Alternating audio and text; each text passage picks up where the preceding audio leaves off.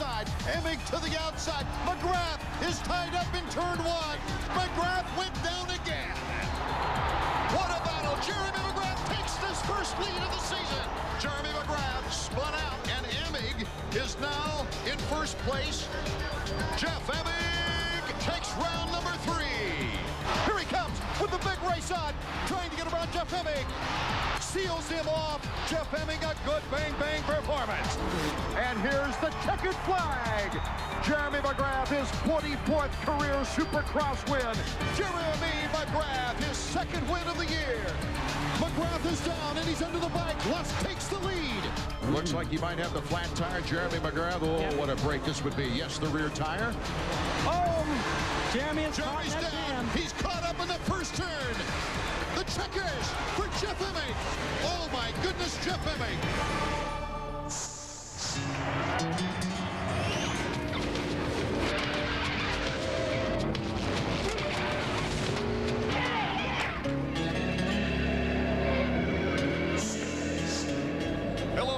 From Sandpoint Stadium, the home of the Runnin' Rebels of UNLV. It's the final round of the 1997 Supercross season. Art Ekman, David Bailey, and Davey Coombs with you tonight to crown a champion in the most prestigious Supercross series in the world. As always, getting right to the action with our qualifying heats. Our top 4 riders from each of 2 qualifying heats advance directly to the main event. The rest head on to the semis where the top 5 advance. But it's best to win early here tonight because gate positions are vital. The quicker you qualify for the main, the better the gate position. Finishing out the 20-rider field, 2 positions come from the last chance qualifier. There's the eyes of McGrath. He knows the challenge ahead. He's just got to try to win his heat, come through here unscathed, get into the main event, win that, and keep his fingers crossed that something happens to Emig. Jeremy McGrath. And the 30 board is up. He's lined up pretty far to the outside, too, Art, with a left-hand first turn. So Wyatt saying a few more words to him.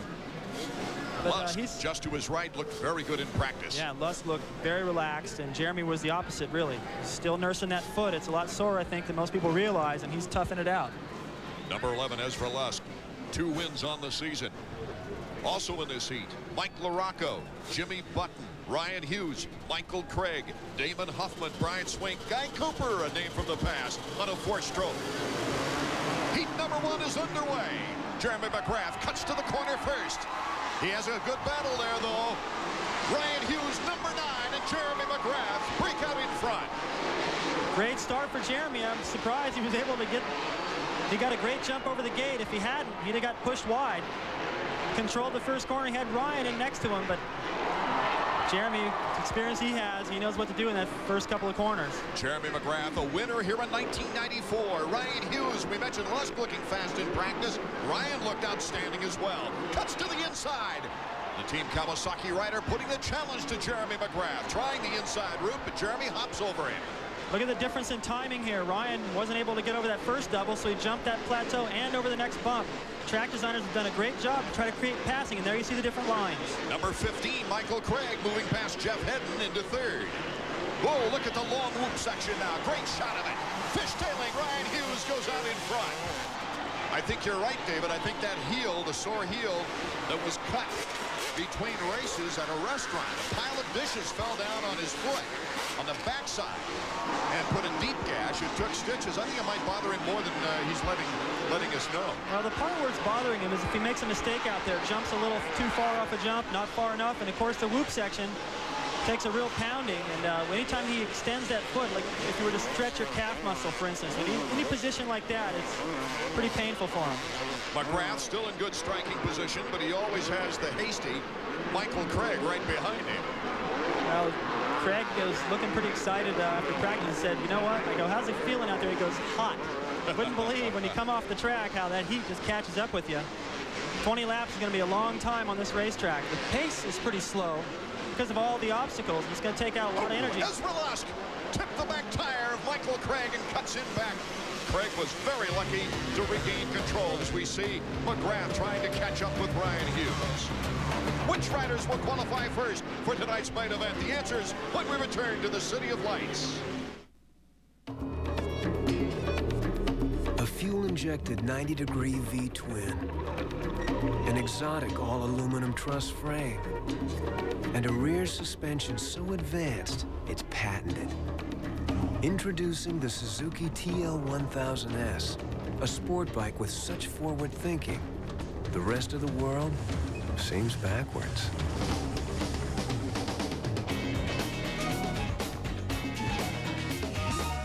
For over 30 years, Cycle News has been the weekly newspaper for motorcycle race fans. Results are official, point standings are current, and race coverage is timely and complete. Oh, it was a great race, you know. I mean, it was an interesting race. And to win the last race and say, it's something I dreamed of when I was a little kid, is to be a Supercross star. And Riding impressions, new products, events calendar, classified ads, and more. Cycle News, America's weekly motorcycle newspaper. Call 1-800-325-2925 or visit cyclenews.com on the World Wide Web. Never before, and maybe never again. U.S. Truck Fest, June 13th, 14th, and 15th at the legendary Charlotte Motor Speedway. For the first time ever, over 40 of the world's best monster trucks, plus hundreds of show trucks, sand drags, rough trucks, four-wheel drive truck pulling, extreme sports, manufacturers, Midway, live music, and much more. The biggest truck show in the world. U.S. Truck Fest, June 13th through the 15th, Charlotte Motor Speedway. More air means more power.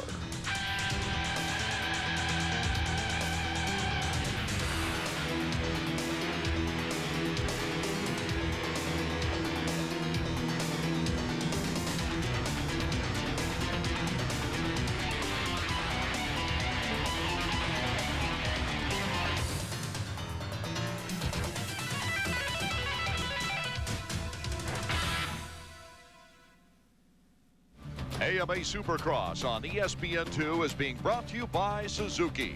Your Suzuki dealer has the ride you've been waiting for and the financing to get it. And by Honda. With a whole line of new motorcycles, your Honda dealer is the most exciting place to be this spring. Honda, come ride with us. Ho! As we get back to the action, Ezra Lusk cuts in front of Jeremy McGrath, sending Jeremy back to third.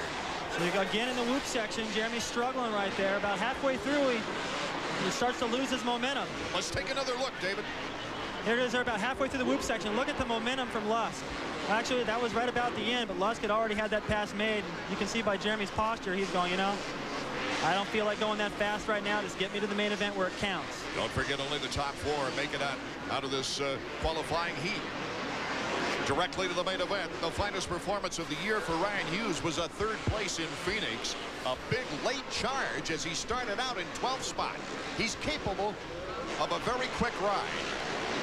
When he's on, he's very, very fast. And he was aggressive in practice. Right away in practice, he turned in a lot of hard laps. And I think he and Lusk were the ones that impressed me the most, and here they are running first and second. Well, Jeremy's in good position to qualify anyway. Jeremy McGrath coming back to Las Vegas for the first time since that famous night the lights went out in Vegas. I've always had a great time in Vegas. I love Las Vegas. To come here and you know, stay and vacation and then race as well. But what happened last time is real unfortunate, and I hope that this year my race is going to go good enough where I can pay those fans back that are, you know, the ones that were here last time. And, you know, it really wasn't that race before, I didn't mean to hurt the fans at all. It was just a certain situation. Jeremy and the riders had every right to decline to race for safety reasons, David Bailey, but the four-time champion, I think, now realizes the impact it had on the fans. Yeah, I'm really happy to see the crowd response we have here tonight because they came alive for him when they introduced him. They did, and I think his hard work through the challenges he's had this season has won everyone's heart, and they've been able to put that behind him. But I was sitting in that crowd that night. It was pretty vicious. People were upset. Huffman has moved into fourth as we're checking out the battle for the lead right now. Ryan Hughes and Ezra Lusk. Hughes, number 9. Lusk, did a little wheelie. Had to regain control there, David. I'd say they got that bike hooked up pretty good when you're almost looping out to the whoop section. There is a section on this racetrack, if Lusk can't make it past before, where Lusk is doing something a little different. Wyndham was doing it earlier in the 125 heat race. If he can move over to one side of the... Oh, Lusk went down. And Butler, his mechanic Steve Butler, was looking at the incident just as it happened. Well, that was a breath of fresh air that Ryan needed, because Lusk was all over him, and they were heading into the section right after this corner here, where Lusk has a little trick up his sleeve. He'll be using that in the main. Ryan Hughes, as yet, has not won a 250 main event. He's going to try to make tonight the night. There's Lusk.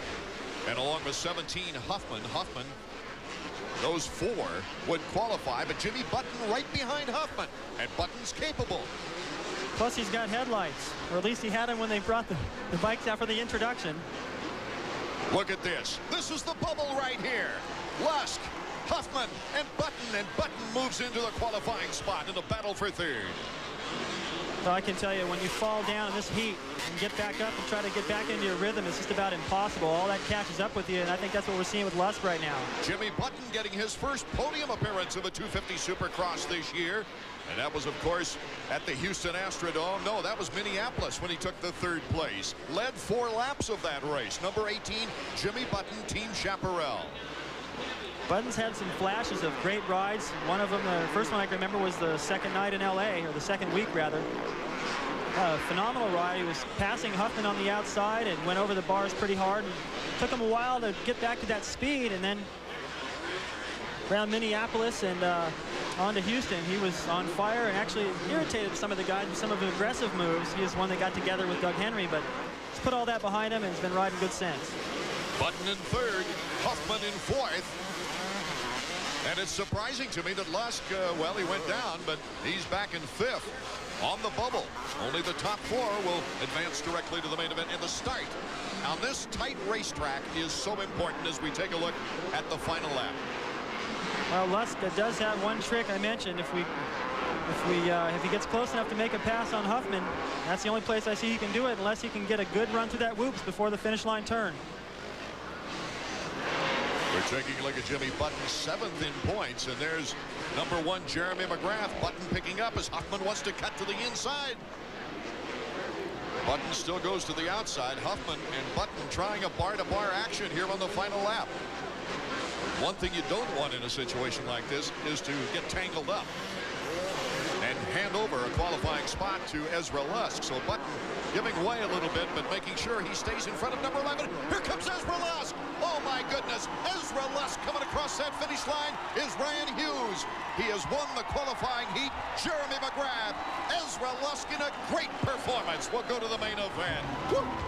The Team Yamaha rider is excited. We'll be going down to Davey Coombs and hear the comments from the winner of our qualifying heat when we return. Are you ready for more action, more danger, more impact? Well, your wait is over. The hottest, most intense, extreme Crash Impact ever. Crash Impact 2. 70 minutes of explosive, heart-stopping crash action. You have to see to believe. All new crashes from Superbikes, Harley Series, drag racing, stock cars, sprint cars, Supercross, Indy cars, flat track, and more. All jam-packed on 2 tapes for only $19.95. Order now and get absolutely free. The new Extreme Sports Virtual Reality, featuring insane extreme sports from around the world like you've never seen before. You'll get the all-new Crash Impact 2, plus the Extreme Sports Video free. 3 tapes that'll blow you away. Guaranteed or your money back. To order, call 1-800-243-0770. That's 1-800-243-0770. Or send $19.95 plus $5.95 shipping and handling to the address on your screen.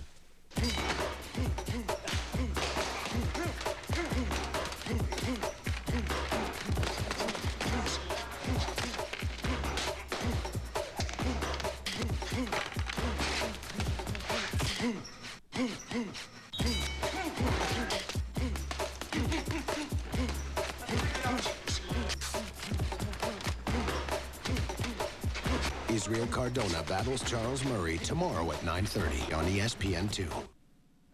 These 4 riders have advanced to tonight's Supercross main event. Ryan Hughes, Jeremy McGrath, Ezra Lusk, and Jimmy Button. Ezra Lusk and Button nosing out Damon Huffman in one of our more exciting heat races in some time. Right here in the final round at Las Vegas, let's go down to Davey Coombs. Thanks, Art. I'm down here with our winner, Ryan Hughes. Ryan, that's about the best we've seen you ride in a while. Yeah, I mean, each week I've been going really fast and have the best lap times out of anybody, but, you know, I've just been making mistakes, some my fault, some not my fault. And tonight went really good, and I'm hoping the main event will go good too. It looks like the track's really slick, but you look pretty comfortable on it. Yeah, it seems like kind of like home, you know. I live close down to Palm Avenue, where it's really hard like this, and you know, it suits me perfect. I like it because I can go anywhere I want. All right, well, it's good to have you back up here, Rhino. Thanks a lot. Ryan Hughes, our winner in heat number 1. Here's number 3, gunning for a championship tonight. He needs a 9th or better. Should Jeremy McGrath win, he would need a 9th. That would be the worst spot that he would be in, and he could still take the title. Someplace you just don't want to be, and so far today he has looked very relaxed, very confident, smiling, laughing, joking around, and that's a great attitude. That's a good philosophy to have when this kind of pressure's on you. With the tremendous success Jeff Emig has experienced leading the points race, it's given him a whole new appreciation of Jeremy McGrath and the 4 years of consecutive championships. I can't express how much respect I've gained for McGrath this year. Believe it or not, because now I'm kind of in that situation where, you know, where he's been. Not that he's out of it, you know, because he's still right there, you know, going for the Supercross championship like he deserves and like he earns. But I've got a lot of respect for him dealing with it for the past 4 years, being Supercross champion, and what it takes to be Supercross champion. And like you said, the amount of phone calls. You won't believe how many phone calls come through, and interviews, and people that want time. And more important than anything, you have to deal with the fans. The fans are great, no doubt about it. I appreciate every fan that I have out there, and I wish I had more time for every one of them. Okay, we're set now for the lineup for heat number 2. Jeff Emig, Larry Ward, Doug Henry, Damon Bradshaw, Phil Lawrence, Ryan Huffman, Cliff Palmer, Sean Kalos, Buddy Antunez, the Arena Cross champion, Jason McCormick, Michael Jones, just to name most of the riders here in heat number 2, at least the contenders as we're getting set to go. The 32nd board has been up quite a while now and should go sideways at any moment. Qualifying heat number 2.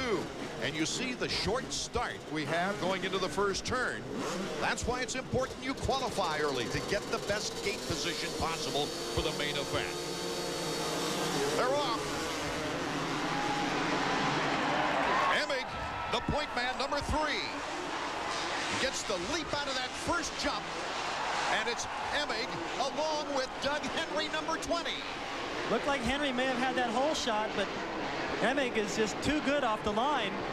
Denied him of it, and then before he went over the triple, he was already waving at the crowd. So Emig showing signs of having a good time out there already. It's Emig, Henry, Larry Ward, and then number 12, Phil Lawrence, the top 4 positions. It'll be interesting to see now on a Supercross track with Henry, who's won a couple of Supercrosses this year, at one point led the series. You got pretty even talent out there and completely different bikes. And that 4-stroke hits in different places. Should be able to get a good run at the whoops. The battle out front. Emig, little fishtail getting squared off in the whoop section. Henry now starting to get some momentum as they go toward the finish line jump at the end of the first lap. Henry cuts to the inside. Doug Henry with the power over the jump. Oh, that was impressive. As he started into that corner, you could hear Larry Ward coming from behind. He goes, I'm going tight. And the torque of that motorcycle helps him make that corner and get enough power out of that without a run over the finish line jump to still make that plateau. Emig coming up close to that rear tire of Doug Henry. And right there to take advantage of any mistakes, Larry Ward, number 6 on the Honda of Troy. Now what happened right there was Henry didn't realize what a lead he had as he entered that left-hand corner. Thought, I better go tight in case these guys try to take it away. And that's the beauty of this track design. It's a little bit tough for the guy out front to make a decision, and right there it cost Doug a position. Back and forth we go. Jeff Emig out in front, but Henry, with that 4-stroke power he's got, right behind him. Larry Ward gets through this whoop section good too. Here he comes. You know, Emig made mention after one of the outdoor races about the power that he's battling here against the 4-stroke. It's difficult. It's difficult to just to listen to, but that thing has a lot of torque, and like I said, the power band hits in different places, so the lines he's able to take and the run he's able to get at things, because of that power, it's good, a little better in places and a little worse in places. 4 more qualifiers to advance to the main event when we return.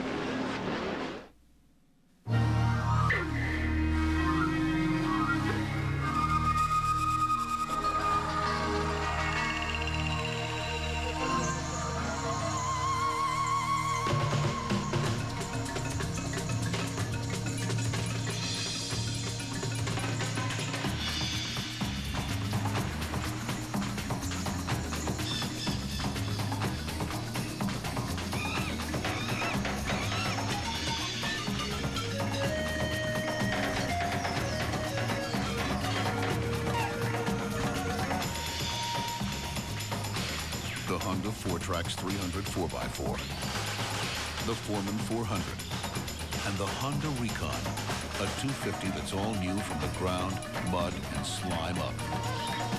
You could go to the ends of the earth and never find better ATVs. We know. We've been there.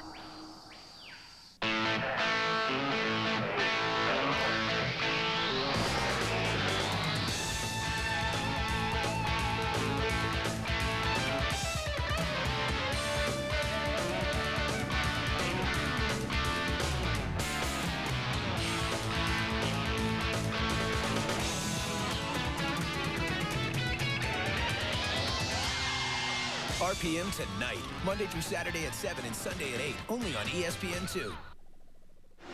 Back in the second qualifying heat here in Las Vegas, Nevada. It's Jeff Emig, the points leader, trying to nail down the championship. Doug Henry cuts in front. Doug Henry on a four-stroke Yamaha. It's so slippery in that corner before the finish line jump that the guys are going wide to use the berm. That's what Emig just did, and that torque and the finesse of Henry being able to get in there and make that corner. There's a lot of compression, and when you let off the throttle, it's almost like putting on the brakes. So he's able to stop on a dime and then get the acceleration to make that jump. Henry, of course, is one of the most heartwarming stories of the year. Not only did he come back to Supercross from the broken back injury, but he came back to win 2 races and lead the points. Our field summary with Henry, Emig, Ward, and Lawrence, the top 4, with the Arena Cross champion Buddy Antunez trying to get into the main event and catch that number 4th position. Now Doug has been patient enough. Emig got back around him, and he stayed right there and made the pass again. Now he's got a little bit of a lead. Interested to see what he's got. Show him. He knows that Emig can run a 59.3. If he can go a little quicker than that, he can win this first heat race and get a great big gate pick. I don't know. Henry got a lot of thrust out of that. Emig coming over the triple jump with Larry Ward right behind him. And a lapper is in front of the 4th place rider, Phil Lawrence. You know, I think this track really suits Doug. Being a little tighter, a lot busier. He's already got a pretty good lead. I don't see any way these guys can catch up. Plus, Doug, over this section right here, what Larry Ward just did, he jumped over that jump. Doug's got a little different timing there, same as Lusk. He's able to make up a lot of time each lap. Everywhere else, they stay about the same. Let's check in with Davey. Just talking to J-Bone, Jeff Emig's mechanic. I asked him if he was surprised. He said, it's just a heat race. We only got to get 9th, but he says he's completely surprised by his 4-stroke. I imagine Jeff Emig is as well. Yeah, he's had plenty of opportunities, the last national to follow that thing around and dice it a little bit. So he's used to it, but it's the first time on a Supercross. I don't think anyone really knew what to expect, not even Doug, but it's looking good so far. Of course, when they premiered the 4-stroke down in Gainesville in the first outdoor motocross national of the year, it was blue and white. They wanted to premiere it with their colors here in America with the bike that they are running right now, of course, is different colors. It's a European factory bike, Yamaha. As we take a look at Phil Lawrence, we've mentioned all along that he's in 4th position in a rather lonely ride as Bradshaw is quite a ways behind him. As long as Phil can keep Bradshaw back there, he can ride a comfortable, relaxed pace. Should be in the main. And once again, it'll be a little bit of a struggle for Damon. He's fast. You watch him, and it's like what Ryan said after that first heat. He's got good laps. He rides good on press day, rides good during the week. He does all of his homework. I would imagine he's in pretty good shape, a lot better than he used to be, and he still is having bad luck, struggling. And hopefully that'll turn around for him in the outdoors. 2 laps to go. Doug Henry now pulling the big lead here in our second qualifying round with Jeff Emig in good position, though. Larry Ward relaxing a little bit more in 3rd with Lawrence in 4th. And Bradshaw now is 4 seconds behind Lawrence in 5th place. Art, it's brutal up here. Calling this race with a little breeze blowing, and down there with all this riding gear and as busy as this racetrack is, and as slippery, and the attention that you have to pay every second of the way, these guys are going to get tired. Not so much in this 8-lap heat race, but they're going to get an idea of what's to come in that 20-lap final, and it's not going to be pretty. These guys are going to be sweating. I've never seen a better crowd here in Las Vegas. Well, we've never sold out before. It's more than 30,000 sold out, and they're all on their feet down in front of us. It's amazing the reaction this year after not having Supercross in Las Vegas last year. Well, they're seeing history. White flag is out now as Henry already by, and there goes number 3, Jeff Emig, in good position. Great shot from Emig's point of view of Henry already over that triple. The crowd on his feet, like you just pointed out. Emig has closed the gap just a little bit, but Henry knows this is the last lap. As long as he jumps all the major jumps, he should be able to win. You know what? Bradshaw, as Lawrence is trying to get through some lappers, has pulled up within a second. Here's Henry, our leader. But the bubble is in danger right now. Bradshaw is putting the challenge to Phil Lawrence as we take a look at the leader of our second qualifying heat on the 4-stroke, number 20, Doug Henry.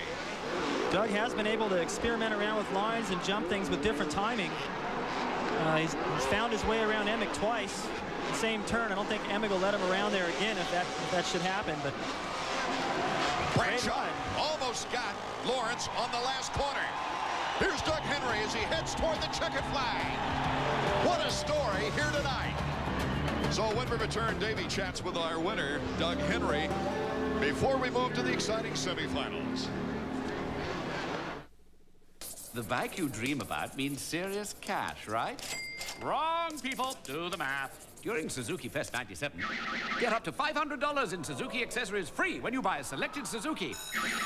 Like the muscle-bound Intruder 1400. You'll also get free accessories with the Intruder 800 and the Savage 650. And choose from finance options like 0 down and 9.9% APR on selected models. But hurry, Suzuki Fest won't last. So you and Suzuki means, well, you do the math. Is a new career in your future? Call Motorcycle Mechanics Institute today and get on the fast track to success. MMI graduate and Harley-Davidson service manager Randall Richards knows what it takes. When I'm looking to hire new technicians, I need to find somebody who has a broad background and a solid understanding of how Harleys work. You know, somebody who is serious and efficient, ready to go with on-the-job training. I can always find these qualities in an MMI graduate. Call 1-800-994-3664 today.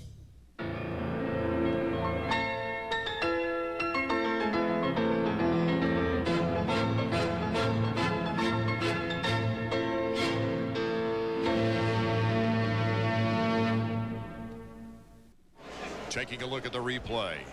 The finish line. Doug Henry, number 20 on the 4-stroke. With the regular Supercross format, less riders at the gate than at Daytona. This will be the first 4-stroke under our regular format to make the final main event. Doug Henry, Jeff Emig, Larry Ward, and Phil Lawrence. The top 4 as 8 riders now have qualified. Let's go to Davey Coombs. Thanks, Art. We just had to clear out all the Yamaha mechanics from down here in the winner's circle. They're all ecstatic, and you're ecstatic. What a surprise, Doug. Actually, this is what I plan to do. I mean, I know that a lot of people are surprised, but I've been riding this thing, and Supercross has been really good to me. I mean, at our Supercross track in California, I could get pretty close to my time, so you know, the track kind of suits it being a little bit slippery. So hopefully tonight I can go out and do the same thing in the main.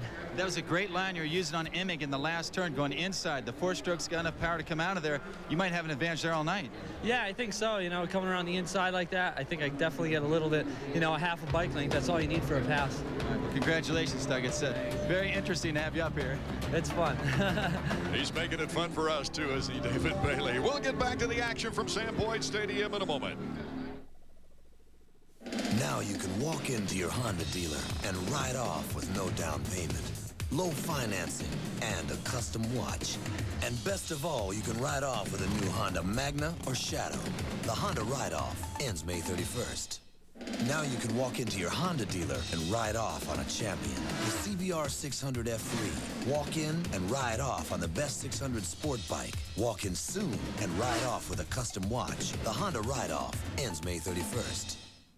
1-800-COLLECT presents Max Jerome, Private Eye. When I saw her, my heart started pounding like a heavyweight speed bag. Until she started calling Collect without dialing 1-800-COLLECT. You could be saving up to 44% by dialing 1-800-COLLECT, Angel. Let me show you how it's done. It's so easy. Now let me show you how it's done. Any Joe will tell you, 1-800-COLLECT is the easy way to save up to 44%. For years, KTM has been a quiet company. Things have changed. Last year, we unleashed our 4-strokes on the racing world, taking the AMA West 4-stroke motocross championships by storm. If If we can do this on a Supercross track, just think how much fun you'll have on our off-road and street-legal models. Listen for them at your local KTM dealer during KTM's 30-year anniversary celebration.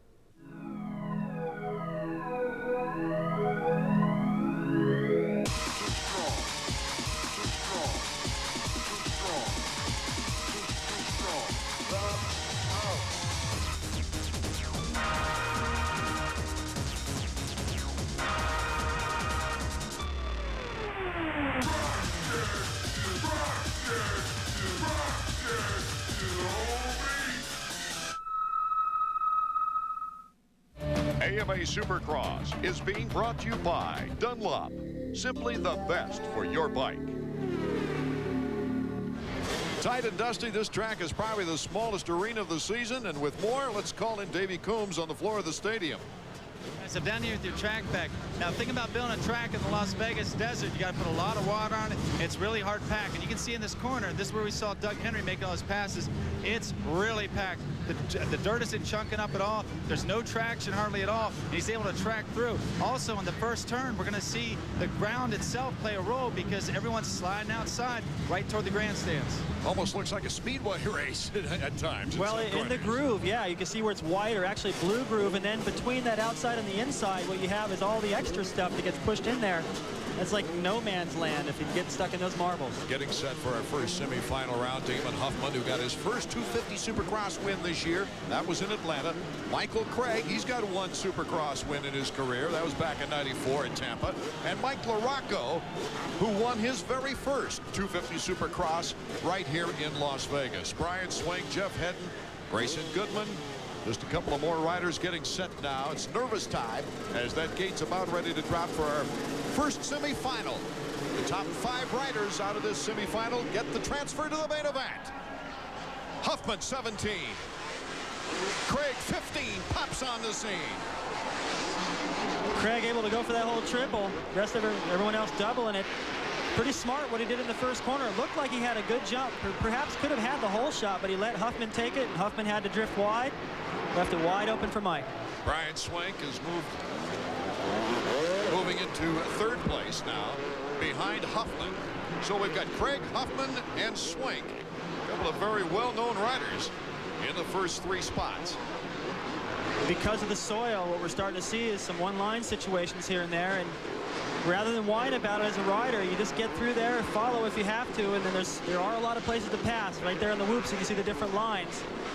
Key tonight is going to be patient, save as much energy as you possibly can, because I think later in the race, like Mike right there, just made a big mistake in the whoops. That gave the lead right back to Huffman. So Damon Huffman, who after his win in Atlanta got injured and had a rather miserable finish to the Supercross season, is trying to end it all in 1997 here Supercross-wise with a good impression. Well, he could sure you. I mean, winning his first Supercross of the year, I thought, boy, it's heading into the Nationals and then into Daytona. Seemed like he was really starting to find his rhythm and starting to ride more aggressive, and then the bottom fell out with the injuries. And out 7 races, then came back and hurt his hand in the next one. Here's Craig getting a good box out. I got the feeling Craig wasn't going to let him off the hook. He stayed right there. In the corner, right, David? Saw some of that with Henry and Jeff Emig. Looked like once they made a pass, that was it. Craig almost took Huffman's line away, but then gave him the crack that he needed to retake the lead. Here's the long whoop section. Huffman is great in the whoops.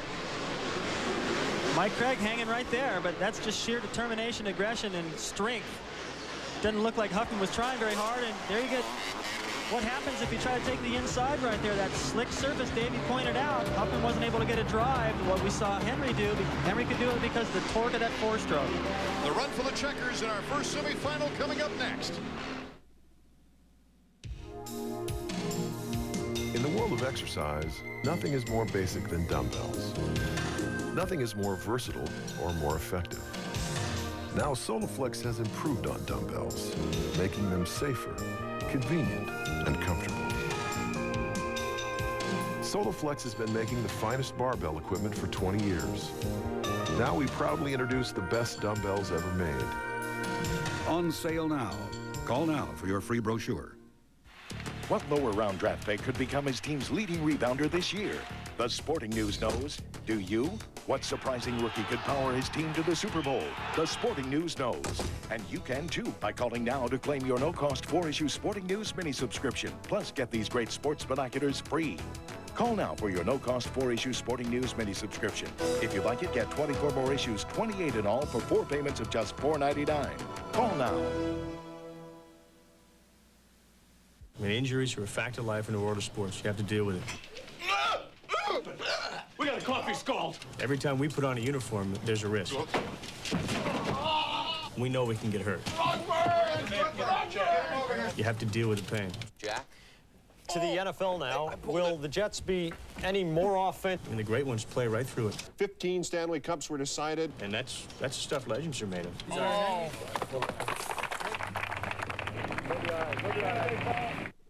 Welcome back to Las Vegas, Sam Boyd Stadium. Art Ekman, David Bailey, Davey Coombs, as we're in the midst of the action in semifinal number 1. Michael Craig out in front of Damon Huffman right now. This lead is switched back and forth. Swink is starting to approach the scene in third, with Hedden in fourth and Mike LaRocco in fifth. Then a lot of distance goes back to Grayson. The corner before this whoop section, Art, is just like right now the ice rink. Huffman's going to try that inside again. Makes an easy move of it over that finish line jump. Looks like definitely the fastest line if you can get in there and still make the plateau finish line jump. I think in the main event we're going to see a lot of guys going for that inside. Craig's coming off the best race Supercross-wise. A podium finish in third at Dallas. Let's take another look, David, as we see the pass. You see Huffman gets a great run out of the end of that whoop section, breaks a little bit, goes for the inside. Key there is deliver that power smooth. Use the clutch, make a little smoother power band so you don't get too much wheel spin. Huffman's good at that. Great throttle control. Huffman starting to pull away just a little bit on Michael Craig, so we have almost equal distance, 1, 2, and 3. Going way back with Hedden and LaRocco, 4th and 5th. Watch Swink right here in this corner. These guys are just crawling through that corner. Believe me, they're going as fast as they can through there, but it's just so awkward because it's in places in that corner there's a little bit of traction, but the inside for the most part is just hard packed. There's no berm, and you're trying to get a run at that whoop section. Okay, let's go to Davey Coombs, who's with Brian Lettis. Thanks, Art. Brian, it looked like Damon was having a little trouble in this corner. Is there anything special you told your rider before the race about how slick the track was? Well, we don't really have a problem here in it's close to Southern California. All these guys are used to racing on this kind of surface for the guys that live in Southern California. He's having a little trouble with his wrist that he hurt in Dallas, and this is his only second race back, so he has a little problem with turning corners. How do you think his fitness will be in the main? Well, depending on the start, he was doing pretty fast in the heat race until Lusk and those guys ran into him, broke his wheel. I think we'll be in the hunt. I think so too. This is a great track for him, and Damon, like I said, he's got great throttle control, and a lot of the Southern California guys come in here. We heard Ryan say that earlier after he won in his heat race. He's pretty used to it. He can go anywhere out there on the racetrack, and for Damon with that wrist, he's got to be perfect out there. One mistake, over jumps something and tweaks that back, you'll see him in a lot of pain. There you see the field summary on the white flag lap. Well, we have so many subplots. We came to Las Vegas looking to crown a champion. Emig out in front by 13 points in front of Jeremy McGrath. And all of a sudden, we've got Doug Henry winning a heat on a 4-stroke. And some magnificent semifinal racing here. Looked like Craig had, once he got around Huffman the second time, looked like he was going to have it. And Huffman just followed him around, learned his lines, and ever since he made that final pass, he just opened it up about a half a second a lap. Running that inside down the whoop section, and if you stay that close to the hay bales, it is a little bit better line. You'll have to deal with the ruts, but you risk get a little out of shape, not having very far to go to the left, but off the racetrack. Well, that corner's amazing. It's like traveling on ice. The checkers for Damon Huffman, taking the victory here in our first semifinal round. Davey Coombs will be talking with Mr. Huffman when we return. It has a 937cc liquid-cooled 16-valve engine with straight intake tracks, adjustable suspension, and an ultra-rigid twin-tube diamond-type frame.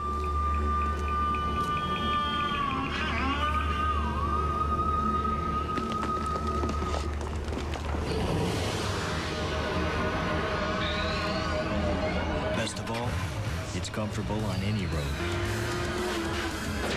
The Suzuki RF 900R. These days, seems like everyone's trying to duplicate the DeMarini softball bat performance. Why come up with something new when you can copy someone else? But no matter how hard they try to copy us, they'll never figure out our secret formula. Insane dedication to performance. DeMarini, demand it. Gentlemen, it's such an honor to be with you today.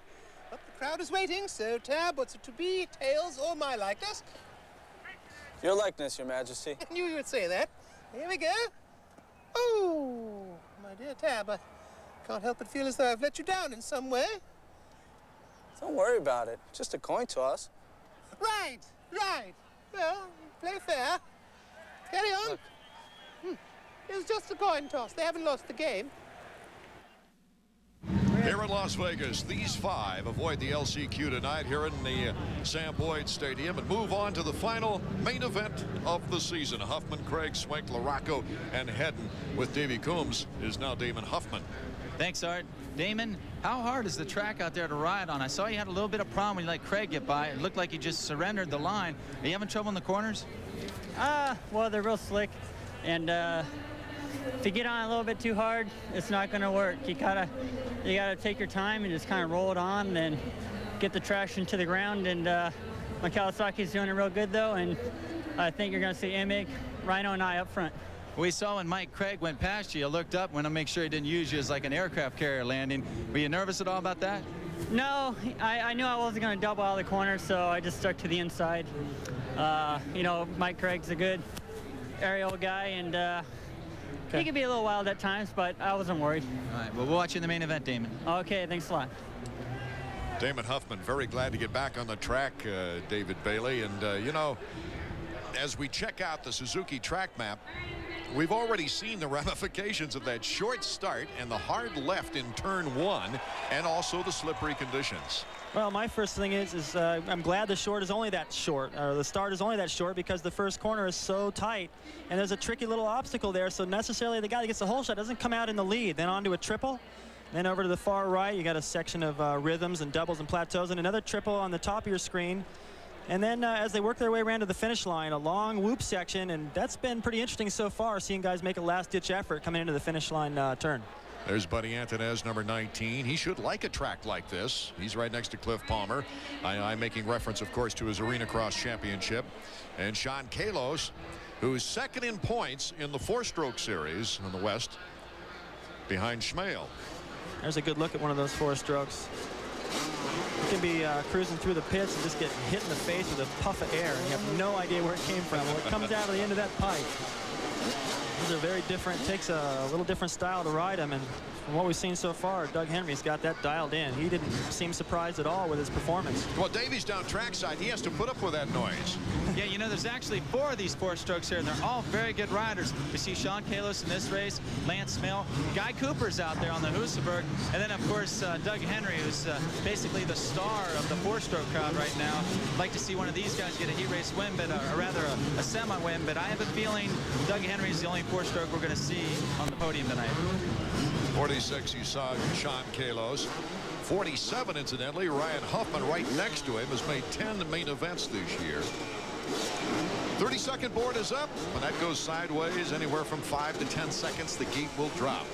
And our second semifinal round will be underway here in Las Vegas. Absolute beautiful evening. Be interesting to watch these two. Number 46, Kalos on the 4-stroke, Bradshaw on the 2-stroke, 250 Honda. Second semi is underway. Bradshaw with a little late one now gets out in front with some good torque.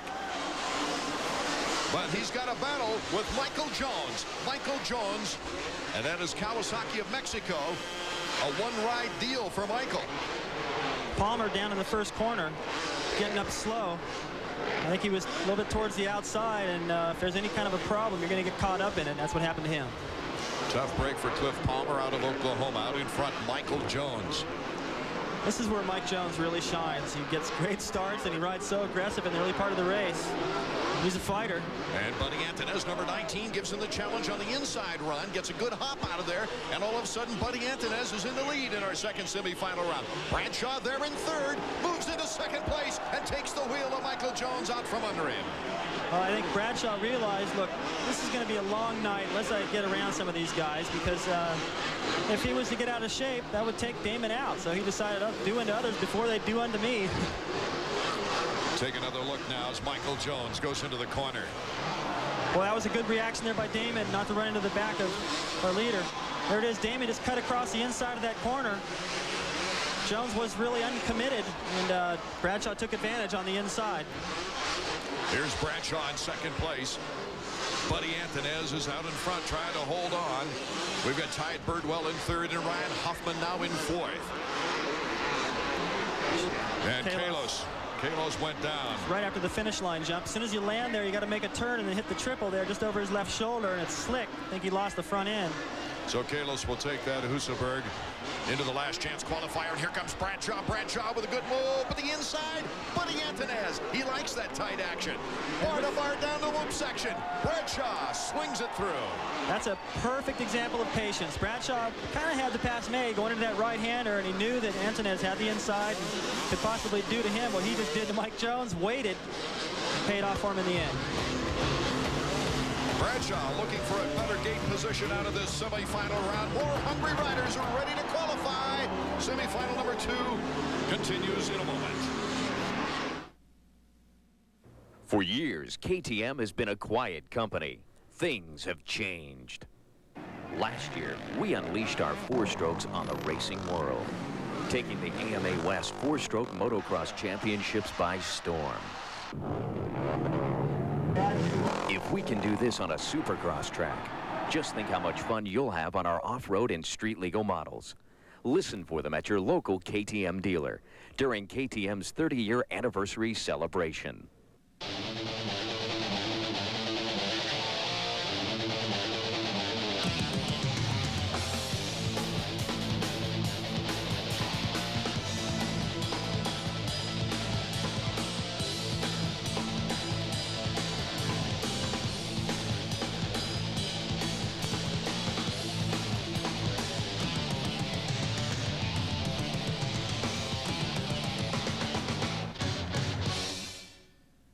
I keep thinking about those hunters we surprised today. Oh, did you see the looks on their faces when they ran for their ATVs? Yeah. That one guy had a Suzuki King Quad. Did you see it take off up that hill and into the woods? I didn't even bother going after it. Oh, yeah, them Suzuki's got a lock in front differential, independent suspension. You can't touch them. I bet that other guy wishes he'd had a King Quad. Oh, yeah, that guy was delicious. The Suzuki King Quad. More features than your friend's ATV. You know, be a really good anchor would be that MacGyver guy, you know. He'd be a good anchor. That guy that was on TJ Hooker, was Dance Fever guy. He was pretty good. AMA Supercross on ESPN2 is being brought to you by Motorcycle Mechanics Institute. Quality training for the motorcycle industry. Welcome back at our second semifinal round. You see number 10, Manchester Honda, Damon Bradshaw, the leader of the second semifinal round, with Buddy Antunez in second place. Where Damon just slowed down not to jump over that little jump. I hope that's just him saying, you know, it takes a lot of energy to do that, and I'm here at the semi. I need to save myself for the main event, because he's going to need to jump that every lap to be competitive in the main. Number 47, Ryan Huffman, has opened some eyes this year. A privateer, you don't expect to get many top 10 performances being a privateer, but he's been consistently in there at 10th, 11th, and 12th, making the mains. And that's where it begins. You know, you can't just make a main and then go, okay, now I'm going for the podium. And you got to be able to make mains, then you got to shoot for the top 10. Then you start shooting for the top 5, and you work your way up the ladder slow, because if you try and go for too much too quick, you see what's happened with guys maybe like Robbie Rayner, where there's a lot of expectation and he ended up injured. Jason McCormick right there, 52, one of his friends out of the Pacific Northwest as well. Let's go down to Davey Combs. Thanks. I'm down here with Paul Delorier. This is the standing mechanic for Damon Bradshaw. How Damon felt after that heat race when he narrowly lost the qualifying spot? He was pretty bummed. He was kind of bad that he got pitched off at the start. Like, he knew he shouldn't have been on the outside, but it was too late then. So just had to come out here and make it work for him. Well, he's done a good job so far. Yeah, he feels really good today, so hopefully put it all together tonight in the main. And that can happen too. You can struggle all night. I've been in races where I really had my eye on Rick Johnson. He was the guy that in 1986 I was really only paying attention to him. He was the guy I was chasing in the title, and he rode just crummy in the heat, lousy in practice. And in the main, I'm thinking, oh, he's mine. And then he hole shots and wins, and I'm pulling off the track. He's already spraying champagne. Frustrating. Well, we've seen Bradshaw get some bad breaks at the gate before and come back and have some tremendous performances. Well, he knows the importance of staying in the game. Starting to delight the fans now over the triples with no footers. He's having a good time out there. That's what you have to do. The conditions they're hot, it's slippery out there, and he doesn't want to be in the semi, but just make the best of it. Antonez jersey flapping in the breeze. That probably feels good. Bradshaw at a national in Virginia a few years back, before he retired, cut his jersey off just above his pants. One of the hot races back there, and said kept him a lot cooler. Looking on now with 2 laps to go. Damon Bradshaw at the finish line. The white flag comes out for Damon. Heading up to the triple, see what he does. Little styling. Crowd's on its feet every time these guys get close to a triple, particularly on the last laps with the heel clickers and the can-cans and the knack-knacks and all the things that have been born here. Here's the only battle left, it seems, for third place. 2 guys out of the Pacific Northwest that not only race each other here in the national type competitions, but also all the time back home. Jason McCormick, number 52, and Ryan Huffman, number 47. Ryan Huffman getting back the advantage that he'd lost. Looks like McCormick may have settled for that spot, too. As Ryan Huffman got a pretty good lead on him, and that looks like he's going to be able to hold that to the finish without any major mistakes. One more time through the whoops for Damon, and he'll get to go and relax. One moment of excitement for Damon Bradshaw. Getting by on his way to move up into the lead. Checkers now for Damon. Antonez about 12, 15 seconds back. Taking his time. He knows he's in. When we come back, we'll see the official results, the top 5 that make it out of semifinal number 2 when we return to Las Vegas.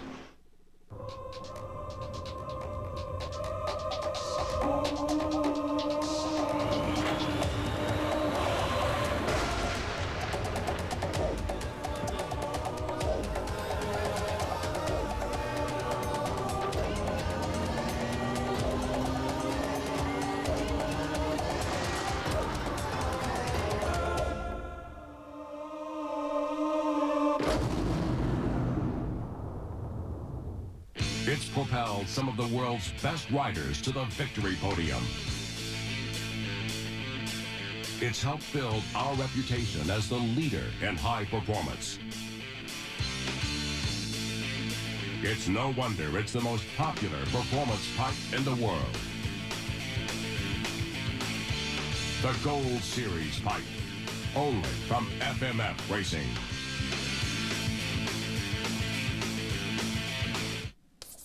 Now, the bike you want equals big-time bucks, correct? Incorrect. Do the math. During Suzuki Fest 97, get up to $500 in Suzuki accessories free with a selected Suzuki, like the awesome GSX R1100. You also get free accessories with the Katana 600 and 750 and the RF 900R. And choose from financing options like 0 down and 9.9% APR on selected models. But hurry, Suzuki Fest won't last.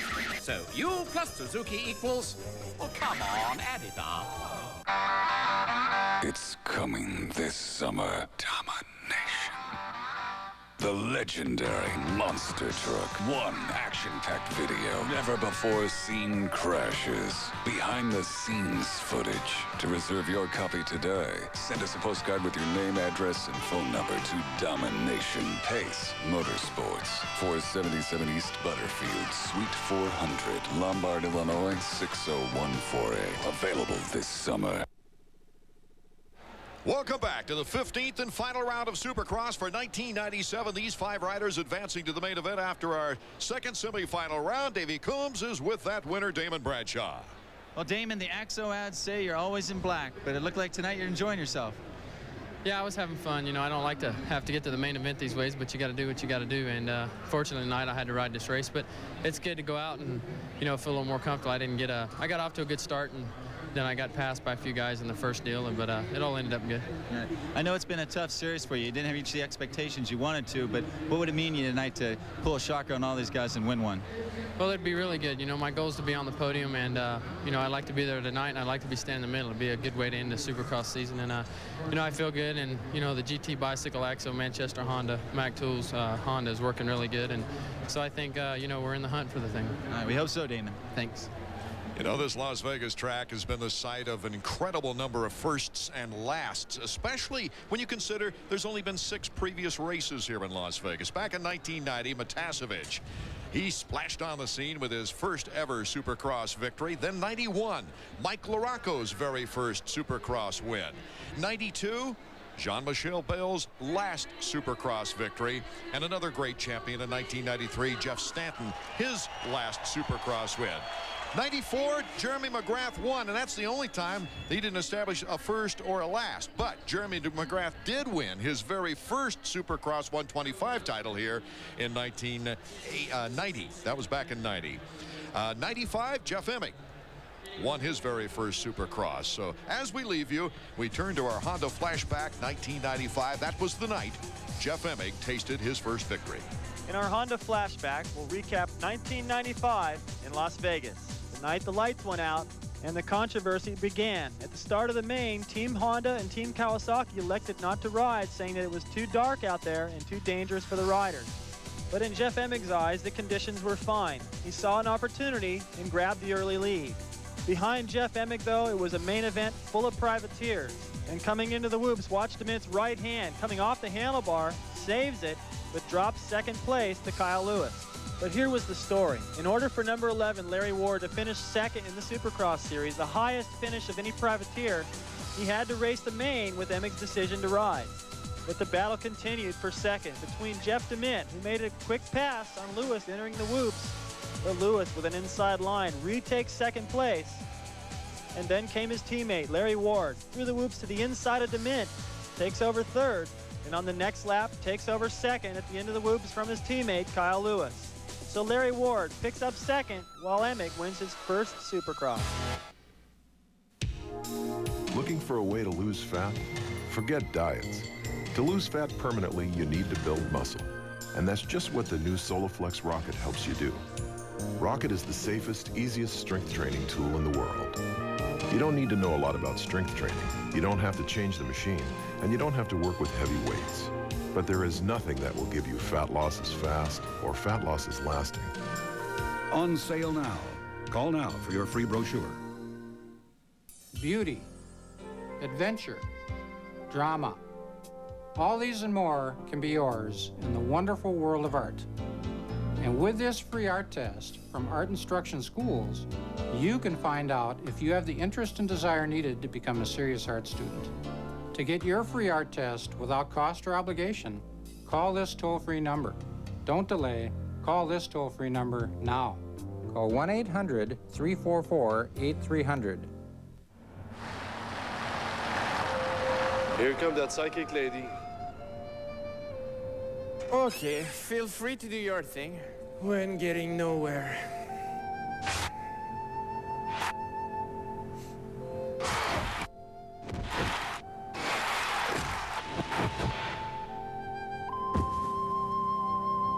I think I saw that game too. Yeah? Yeah.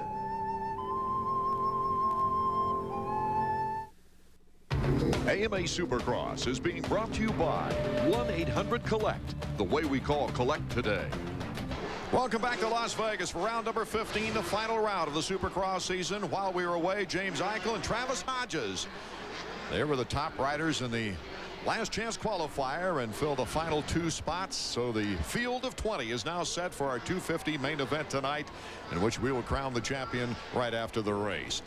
But right now, the East-West 125 showdown or shootout history goes all the way back to when the 125s joined the Supercross show in 1985. But David Bailey, we've never had only one East-West shootout, the best from each divisions.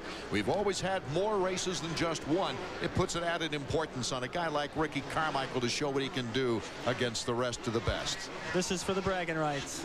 Here we go. Kevin Windham just completing his 2nd consecutive 125 title, a season in the West, moving into a tie for 4th in the all-time 125 win list. Tim Ferry won the East, becoming only a 2nd rider to win a 125 title without winning a race. Ricky Carmichael collected the most wins in the East, 3, and just might be the fastest rider on the track. Frenchman Stefan Roncada finished 2nd in the East with 2 wins, 4 podiums in his very first season in America. And look out too maybe for Robbie Reynard, 2nd in the West, who's performed very well lately, David. This is 125 class, especially with the East-West together, starting to look like more like a 250 main, just smaller bikes. Now these guys taking a really close look at the racetrack too on this parade lap. They have to put a time limit on pretty soon because these guys are really taking notes out there.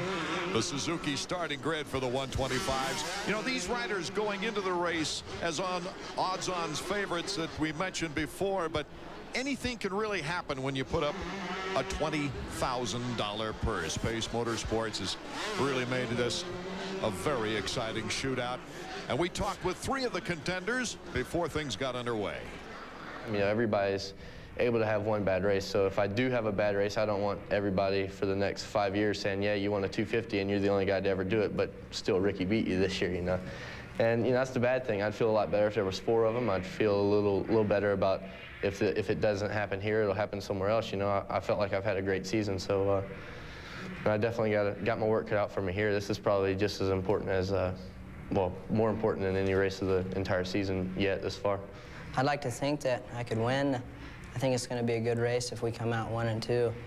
It's going to have to be that way because we're both about the same speed. So, you know, it's really no pressure on me because, you know, I shouldn't win. It's my first year. He's been in it for 2 years, so. I mean, he should be a little bit more faster than me, but I'm doing really well, so I don't know. We'll see what happens. It's going to be where the start is, that's for sure. Basically, I had to win the championship this year, and I couldn't take any extra chances that weren't necessary. And I didn't, and now I won the championship. Now I can go out here, and if I crash, I crash. At least I'm going for it, and I'm trying. You know, David, Ferry knowing that he had to have a plate to get a ride for next year. But now this is so important. After he went out and won that heat race very impressively, it's very important for him to get a win under his belt.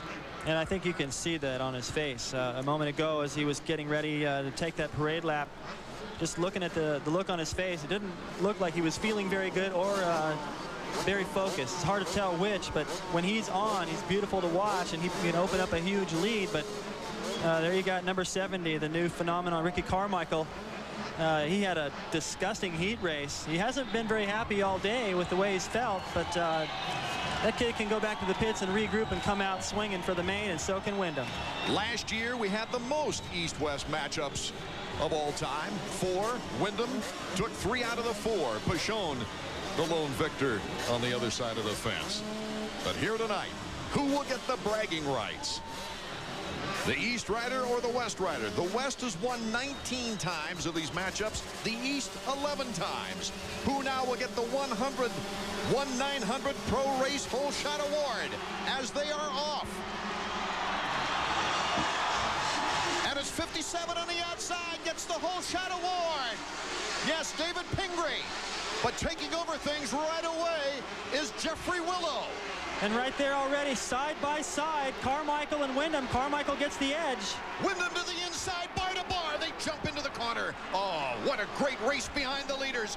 Here comes Carmichael, number 70. That was close, very close. Carmichael had no room. No room at all, but he got aggressive, kept it upright. Here's Carmichael giving the pressure to Jeffrey Willow of Team Nolene Yamaha. His best finish, a 5th in Minneapolis.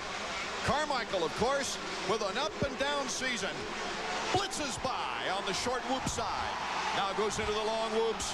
Can he get a lead on Wyndham, who's back in 4th, gunning for 3rd? Oh, you can see Wyndham. He doesn't care about anybody else but that number 7. He wants him. That's what it's going to come down to, it looks like.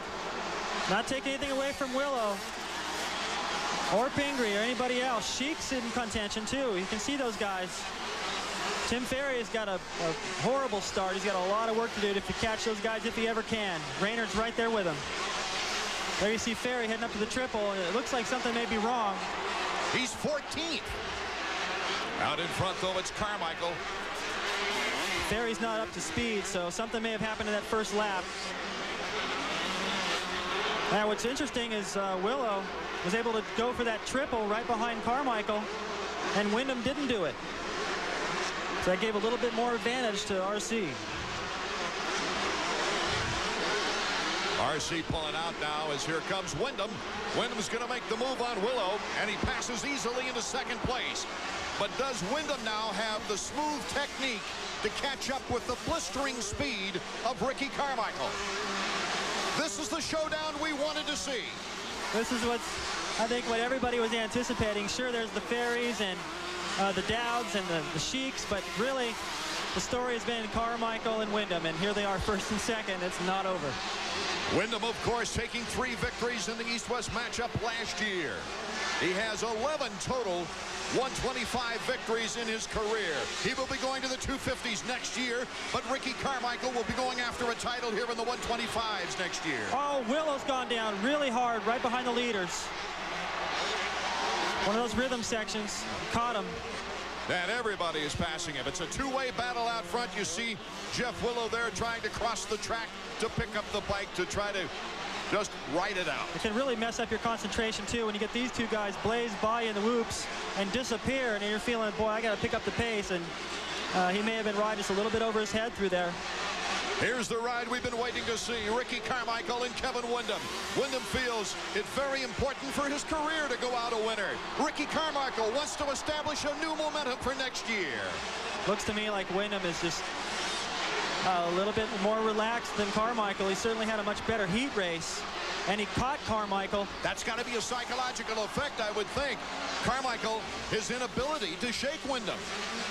Well, he went for the triple right there, and Wyndham didn't. And if Wyndham can catch right back up, I think that tells us that he's a little quicker. And it's just going to come down to being patient and choosing the right place on the racetrack to make that pass. And then if he can make it stick, well, I don't know, because Carmichael's pretty aggressive. He's not going to give it away. The crowd is into this shootout. There's no question about it. They're on their feet as Kevin Wyndham and Ricky Carmichael start to get into the lappers. Jeffrey Willow, who had such an excellent start in this moto.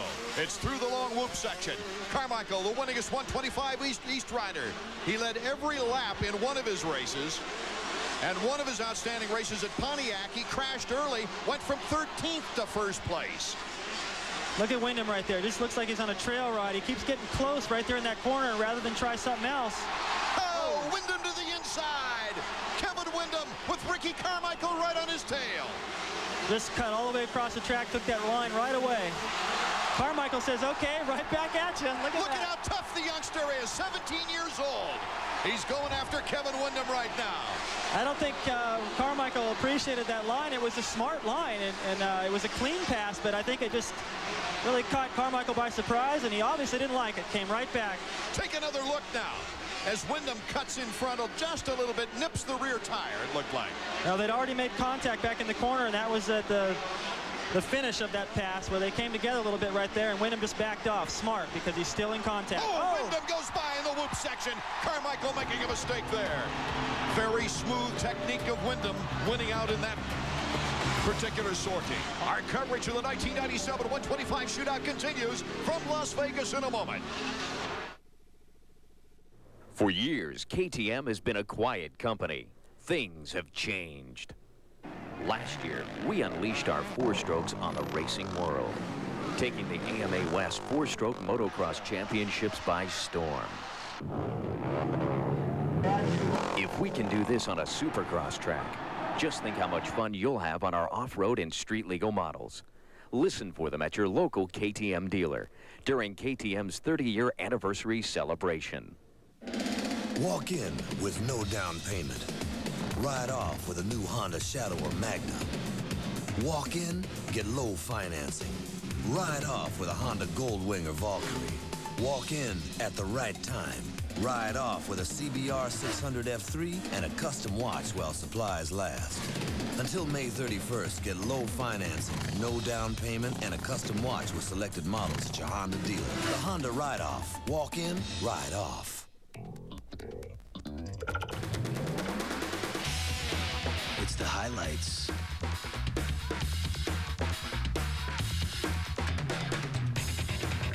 The insights.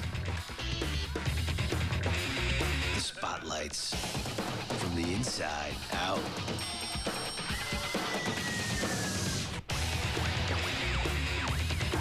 It's NBA Tonight, playoff style, only on ESPN2. Welcome back to the 125 shootout in Las Vegas, Nevada. Out in front, it's Kevin Windham and Ricky Carmichael as we take a look at our Suzuki Field summary. David Pingree, a surprise as he's had a miserable season. He's trying for a positive point before the season ends. Scott Sheik after Pingree, and there is the battle right now. Sheik, number 29. It's a great battle for fourth. All these guys That's stealing each other's lines. Dowd and Decker. Look at Dowd muscling down the inside. Takes the line away. Surprised he didn't go for the inside berm right there, but he had Sheik's front tire just beside him. He knew Sheik couldn't cut back to the inside, so went to the outside to get a good run at the finish line, John. Let's get Wyndham's mechanics perspective with Davey Coombs. Allie has some aggressive riding up there, but looks like Kevin's answering every question Carmichael's got for him. Yeah, I couldn't really see what happened, so I really don't know. I just saw him hit right here. I don't know what happened. Are you surprised that Carmichael would ride aggressively today with the Nationals and everything? No, a race is a race, and I imagine each guy wants to win, so we'll see. You back to work. Well, as I was saying before, it really is, David. Look at this. Yeah, Windham, like I said, he just looked a little bit more comfortable all day, and you can tell by his riding, it just looks effortless, where Ricky is digging deep. He's taking chances, and it looks like he's starting to settle into a pace that he's comfortable with, but it's just not quite as fast as Kevin's. With 11 125 wins and 2 consecutive 125 Western titles.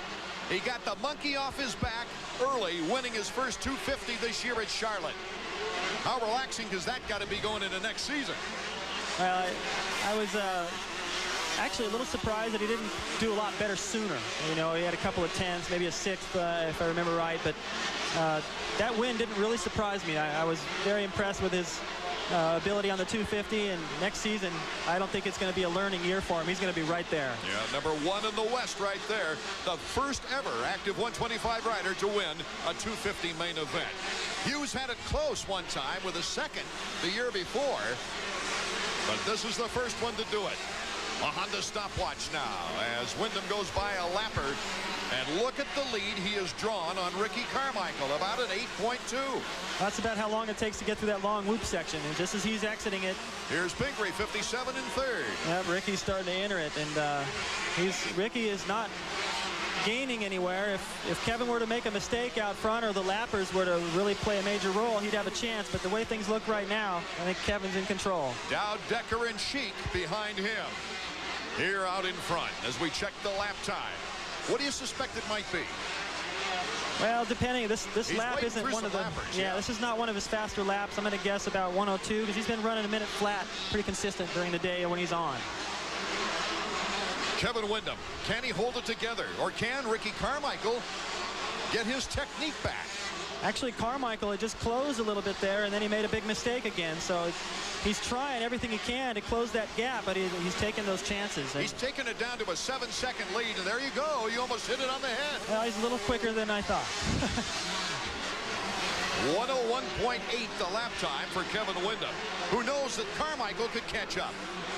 He's got to try to get out and hide, and if you're in second place and you can't see the leader, and the differential is staying the same or it's getting bigger, at some point you just go, well, second's good enough. You look over your shoulder, you see it's a mile back there, and I don't know Ricky good enough yet to know if that's what's happening in his head, but if Kevin maintains this lead, I'm sure he'll settle. You know, you wonder what's going through Chad Watt's mind, the mechanic of number 70, because you really can't do much about it once he's out there on the track. How about it, Davey Coombs? But, Chad, it looks like Ricky's not playing on his game, and he's giving him everything. You're going to tell him to go after Wyndham. Yeah, and Kevin's riding really exceptionally well right now, and Kevin is definitely doing the job he's got to do, and Ricky is not quite up there right now. Maybe not the best time to get with them, guys. He's not up there at all. It's Ricky Carmichael hitting the dust in the whoops here in Las Vegas. Tangled with a lapper getting through there. It's really tough to maintain a straight line through there. I'm sure it was an accident from both their parts, but Ricky losing a position to his teammate Pingree, and here comes Dowd on the inside. John Dowd, a strong finisher, known mostly for his longer race kind of techniques rather than a real tight track like this one here in Las Vegas. But he has run an absolute beautiful third-place run. And here's another look at what happened. Corey Keeney, I believe that is 53, may have changed his line just a little bit. It's hard to tell, but Ricky looked like he had a little more head of steam and hit his back tire and high-sided. Takes a lot of energy to get up and get going again, and with Dowd breathing down his neck, it's even tougher. Decker moving up to 5th behind Dowd. Carmichael still in 3rd with Pingree in 2nd place now. Wyndham won 3 of 4 East-West shootouts last year. Only one chance for a shootout startup this year. Can he hold on?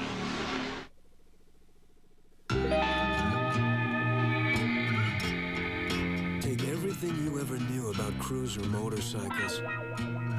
Everything you ever learned from your older brother, your friends, biker movies, and throw it out. Because the Marauder is a cruiser like no other, one only a high-performance company could have built. The Suzuki Marauder. It's time to move on. What lower round draft pick could become his team's leading rebounder this year? The Sporting News knows. Do you? What surprising rookie could power his team to the Super Bowl?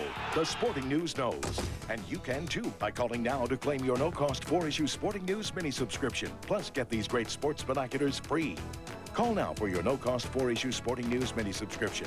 If you like it, get 24 more issues, 28 in all, for 4 payments of just $4.99. Call now.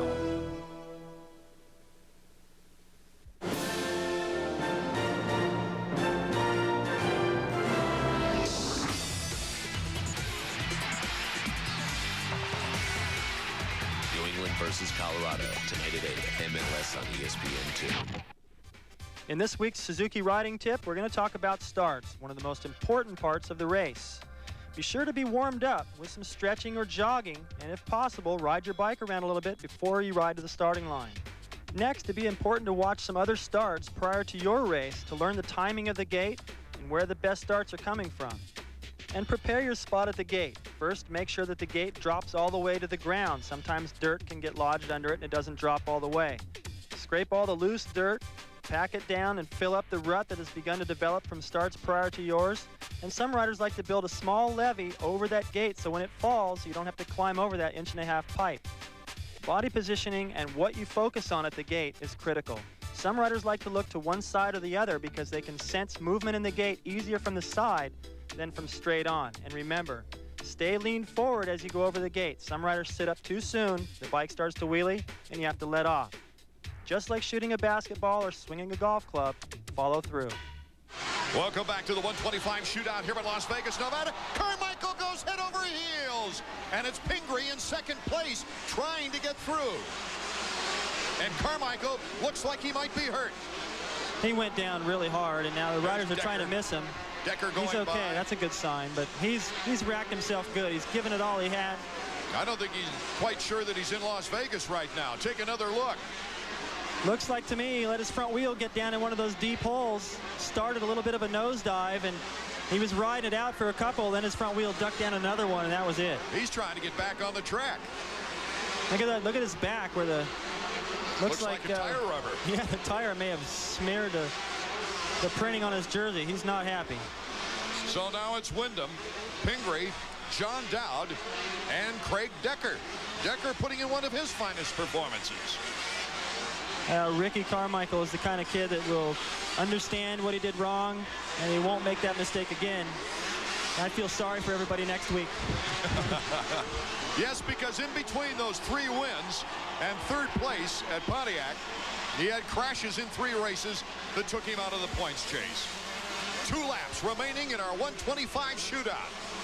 I was talking to Jeff Emig before the race, David, and Jeff thought that this was a very important race for Kevin Windham because he's already proved that he's moving to the 250s with a certain amount of success. But he's the old veteran in the 125s, and psychologically, it was important for his career to win this race.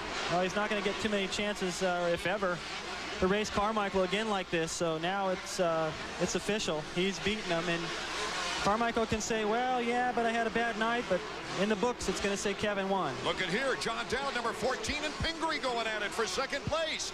Team Yamaha's John Dowd coming back from injury this year. It was the injury that took him out of the battle. He was a contender in the East, and then right before St. Louis went down on a practice track. He missed the last 3 races, right? He won Indianapolis. He won Daytona. He was 2nd as well. The white flag lap. Crowd starting to react to Kevin. He's already over on the triples. He's coming up to another one. They're waiting for another heel clicker. Yamaha's got to be happy with this evening because Henry making it. Another heel clicker. Henry qualifying in a 4-stroke. First time ever winning his heat race. And now they keep it upright. They're going to go 1-2 in this shootout.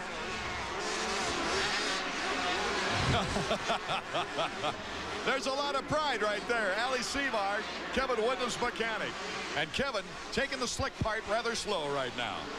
He's got a huge lead, and it's his teammate Dowd that has worked his way into 2nd.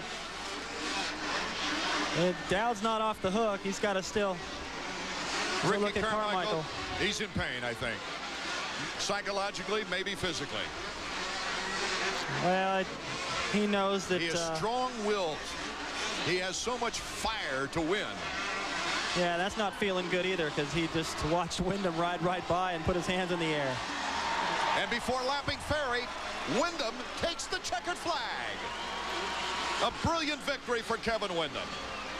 Patience what he had to do. And style paid off here today in the 125 shootout, David Bailey. He rode the most relaxed, the most confident, the smartest. He was patient, and even with that little physical activity that went on in that corner that Carmichael came in there, put an aggressive move on him, and Windham was able to keep it upright.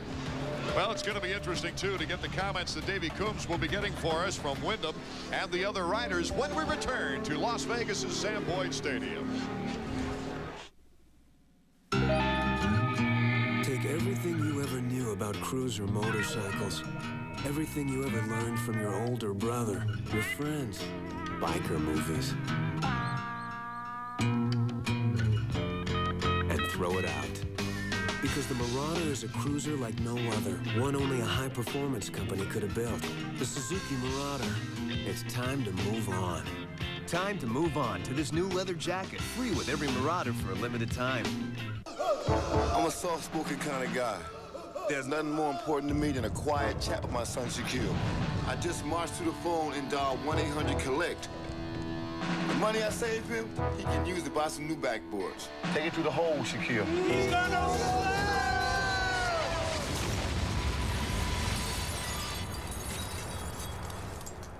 and they wonder where he gets it from. 1-800-COLLECT. Save the people you call up to 44%. Discover timeless styling that goes beyond fashion. Discover superior quality and attention to detail that's backed by more than mere words. Discover the finest cruiser that delivers an extraordinary experience unmatched by any other. Discover yourself on a Royal Star by Yamaha. Just completed the 1997 125 shootout featuring riders from the East and West divisions. It was the only time the division leaders got together to grab the bragging rights. And as we check out the Suzuki top 10, you see Kevin Windham, the winner, Dowd, Pingree, Decker, and Sheik. As we check out 6 through 10, I know Davey Coombs now is making his way toward the victory podium. Davey?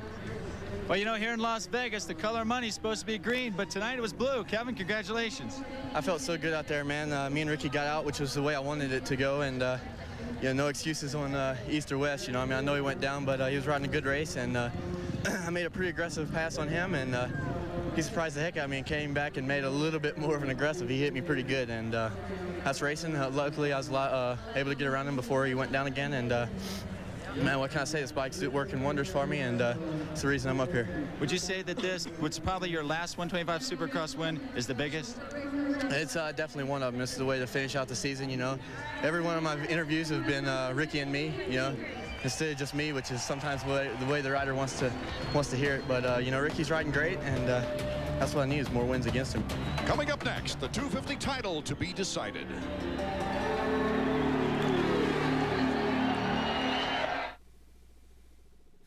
I cannot live another day without air conditioning. Says tomorrow's gonna be hotter. Hotter? Like yesterday. Yesterday?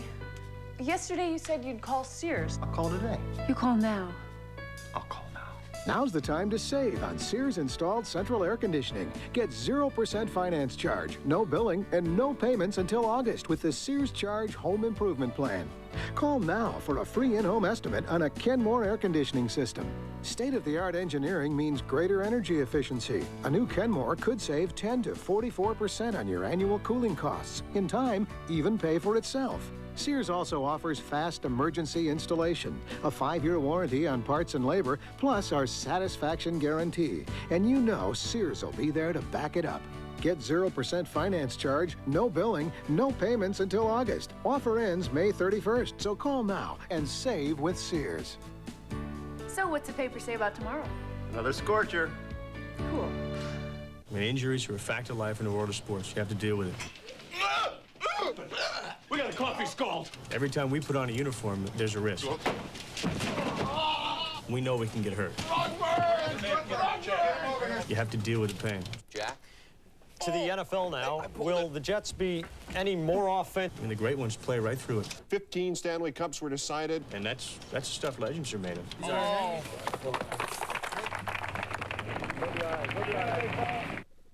A capacity crowd here in Las Vegas, Nevada, on their feet as Jeremy McGrath, Jeff Emig, and the 250 crew take their parade lap. We came into tonight, David Bailey, with the idea that the focus is on a championship to be won. There's no question about that. 13 points ahead, Jeff Emig, ahead of Jeremy McGrath. All he needs is a ninth or better to win the title. But after seeing some of the preliminary action, how impressive was Doug Henry? How impressive was Ryan Hughes? Well, the first time a four-stroke to make it to a main event and then to win the heat and beat Emig, who looks like he might wrap up the title, it's pretty significant. And what happens is, as you look at Jeremy there riding his parade lap, he's pretty nervous, and I also are nursing an injury, and Emig is a little nervous too. These guys are going to open it up, I think, for guys like Ryan or perhaps even Lusk, who I think can go for it, because where he sits in the points, if he makes a mistake, I don't think he could lose his position, and he can't catch either one of Emig or McGrath, so he's going to let it all hang out as well. Davey Coombs, how are things looking down at the gate? Well, you guys kind of hit on the head. The magic number for Jeff Emig is a 9th place, and the one thing that might affect him is this first turn here. Now, we've been watching all night how tight it is going in here.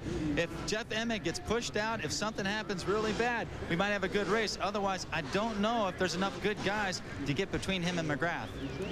The Suzuki point standings tell us that Emig's 13-point lead gives him that luxury of needing only a 9th or better to win his first Supercross championship. Lusk in 3rd, Ward, the top non-factory rider. Albertine not racing tonight because of injury, will drop out of the top 5, but likely LaRocco might move up. Here's our Suzuki starting grid right now as we check out all the riders that made this final main event in Las Vegas, Nevada. And it's so exciting to see the crowd on their feet, and it looks like they're going to be standing for the entire race here for the 250 final. Michael Jones, Jeff Hedden, James Eichel, Travis Hodges, some of the names you don't hear in every race, but also made the field and made the money. I think the start is definitely going to make the difference tonight. Emig enters tonight's race with the unusual businesslike manner, I should say the usual businesslike manner, while McGrath has a touch of disappointment in his voice. Well, as far as sealing down the title, I mean, I'll be honest with you, it's something that I want to do, but I'm thinking more about the race and putting in a real good solid ride, you know, giving it 100% like I've done all year long. And I mean, I've had the past month has been really good, and I feel that my riding And you know, my technique and my style and everything is, you know, is where I want it to be. But you always have to constantly be working on going faster each race. I got so close and caught up from a long ways back, and then just to have little stuff happen like that is just, you know, it's a heartbreaker. But you know, with the exception of those few things, I was really consistent, caught up a long ways, and was right there knocking on the door, and then, you know, fell backwards again. So I don't know, all I can do in Vegas here is just try and win the race. You see Jeremy right there once again talking with Wyatt, last minute instructions. We always saw that from Skip. And I imagine he's just telling him, hey, don't worry about it, do your best. It's been a long year, you've done a great job under the circumstances. We had a couple bad ones or you'd be right there. Go for the whole shot and keep your fingers crossed. A couple of real bad breaks, like the flat tire, and then when he was in front of Emig, and what was that, Charlotte? And then going down while in the lead with 3 laps to go. It's all part of the game. Lady Luck. And right here, we're in Las Vegas, where I guess you can't do any better than Lady Luck anyway. Davey? Well, I'm taking a look at the starting line down here. Now, I'm actually surprised that Jeff Emig has chosen a spot so far to the outside. He's about halfway through the outside part of the gate. He's sitting between Team Chaparral riders, Jimmy Button and Phil Lawrence. Not the safest place to sit, believe me. And on the inside, there's the guys like Hughes, Bradshaw, McGrath, and of course Doug Henry. I don't know. That's it might seem risky. We'll have to see how he gets out of the start, I should say. Robbie staying out of trouble? I agree with you, Davey. I'm surprised to see him that wide, but he is very confident in his starting ability. He knows if he gets a good start like he usually does, doesn't matter where he starts from. Also, he watched that 125 race, and Wyndham won that race, and he started in the same place. 7 different winners this year. 12 different riders made the podium. 11 different riders have led laps this season. We've had the most first-time winners, a tying record of 4. We've had the most riders winning more than 1 Supercross in a single season.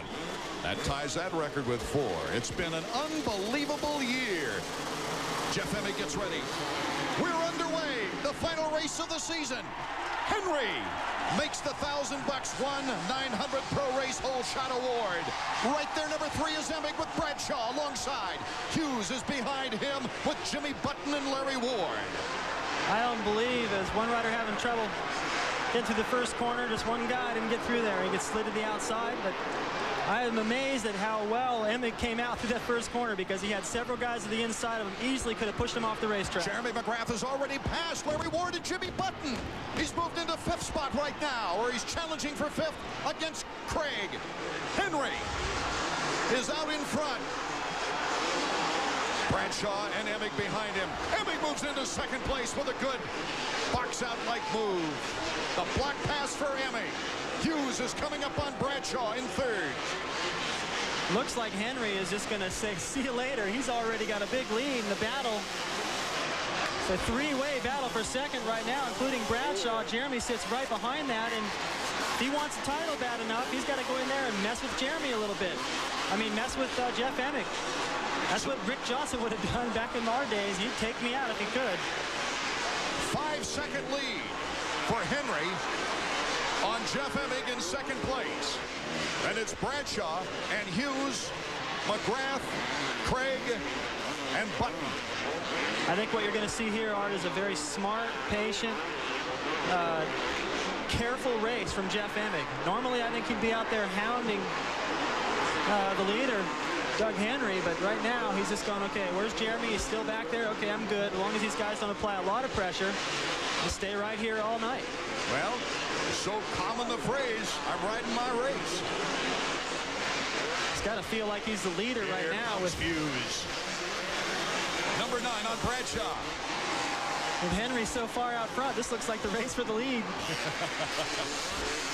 So it's Emig, his teammate Hughes, which could prove to be a problem if McGrath ever gets up there.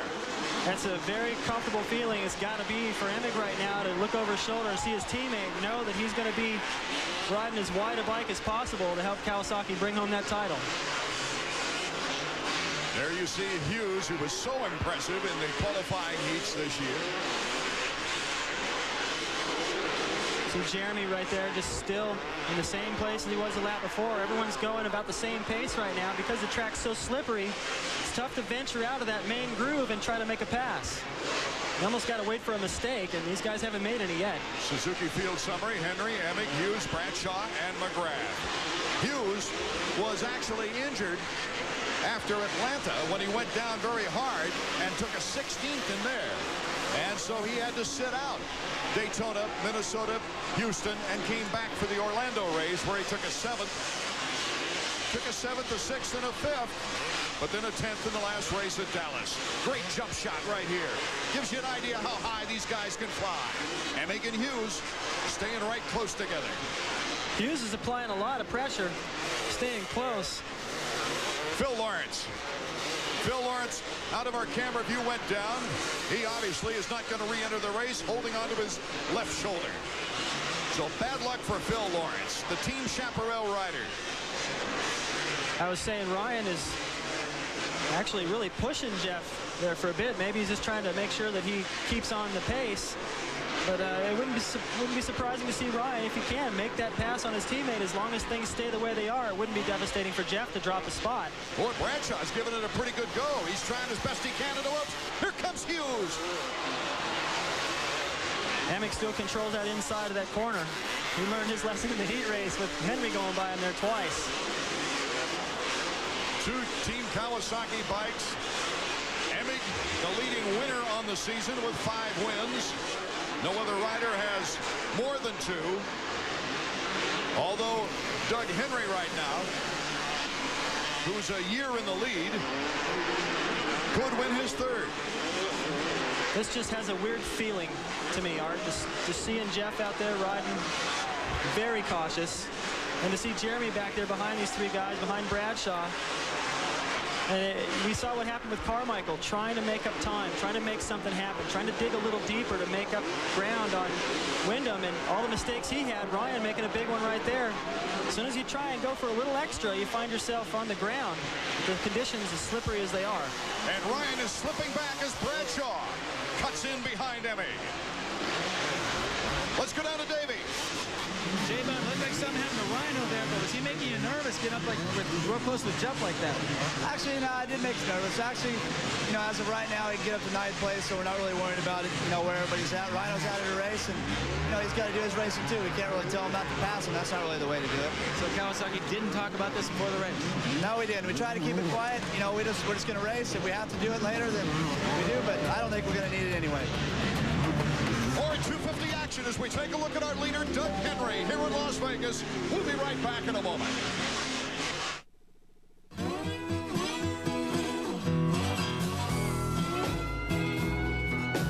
Out of the shadows come 3 incredible motorcycles.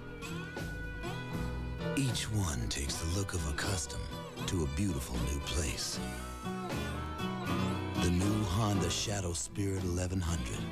The new Shadow Ace Tourer, and the Shadow American Classic Edition. It's always cooler in the shadows. How do you lose fat and build muscle? In only 20 minutes a day, 3 times a week.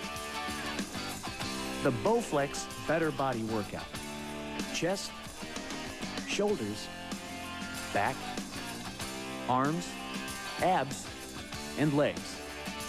For the body you want, call and get your free video and brochure on the machine that works like an entire gym that fits anywhere in your home.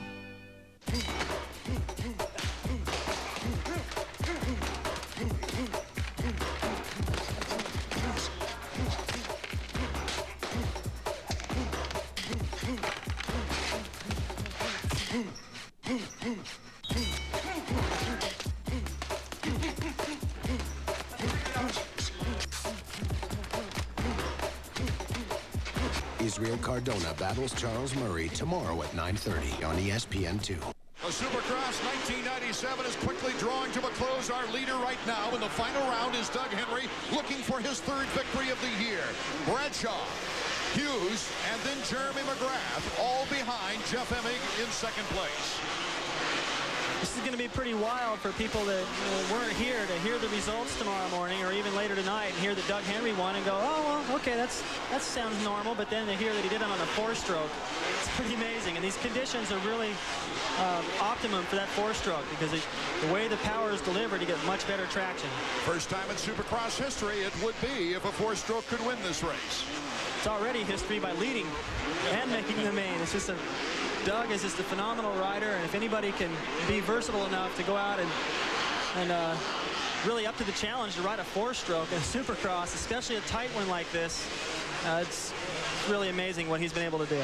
Doug Henry out in front on the 4-stroke. You see right there, Emig in second. Number 10 is Bradshaw in third, with Ryan Hughes in fourth. And Jeremy McGrath has not been able to pick up time on any of those riders. I've got to think that injured heel is really hurting. Well, it's a couple of things. You're right on the injury. That he's in no physical shape to be digging a little deeper and trying to do something special to make up time here tonight. And it's the toughest track to do it on. He came into this race with the most podium appearances of anyone, 9.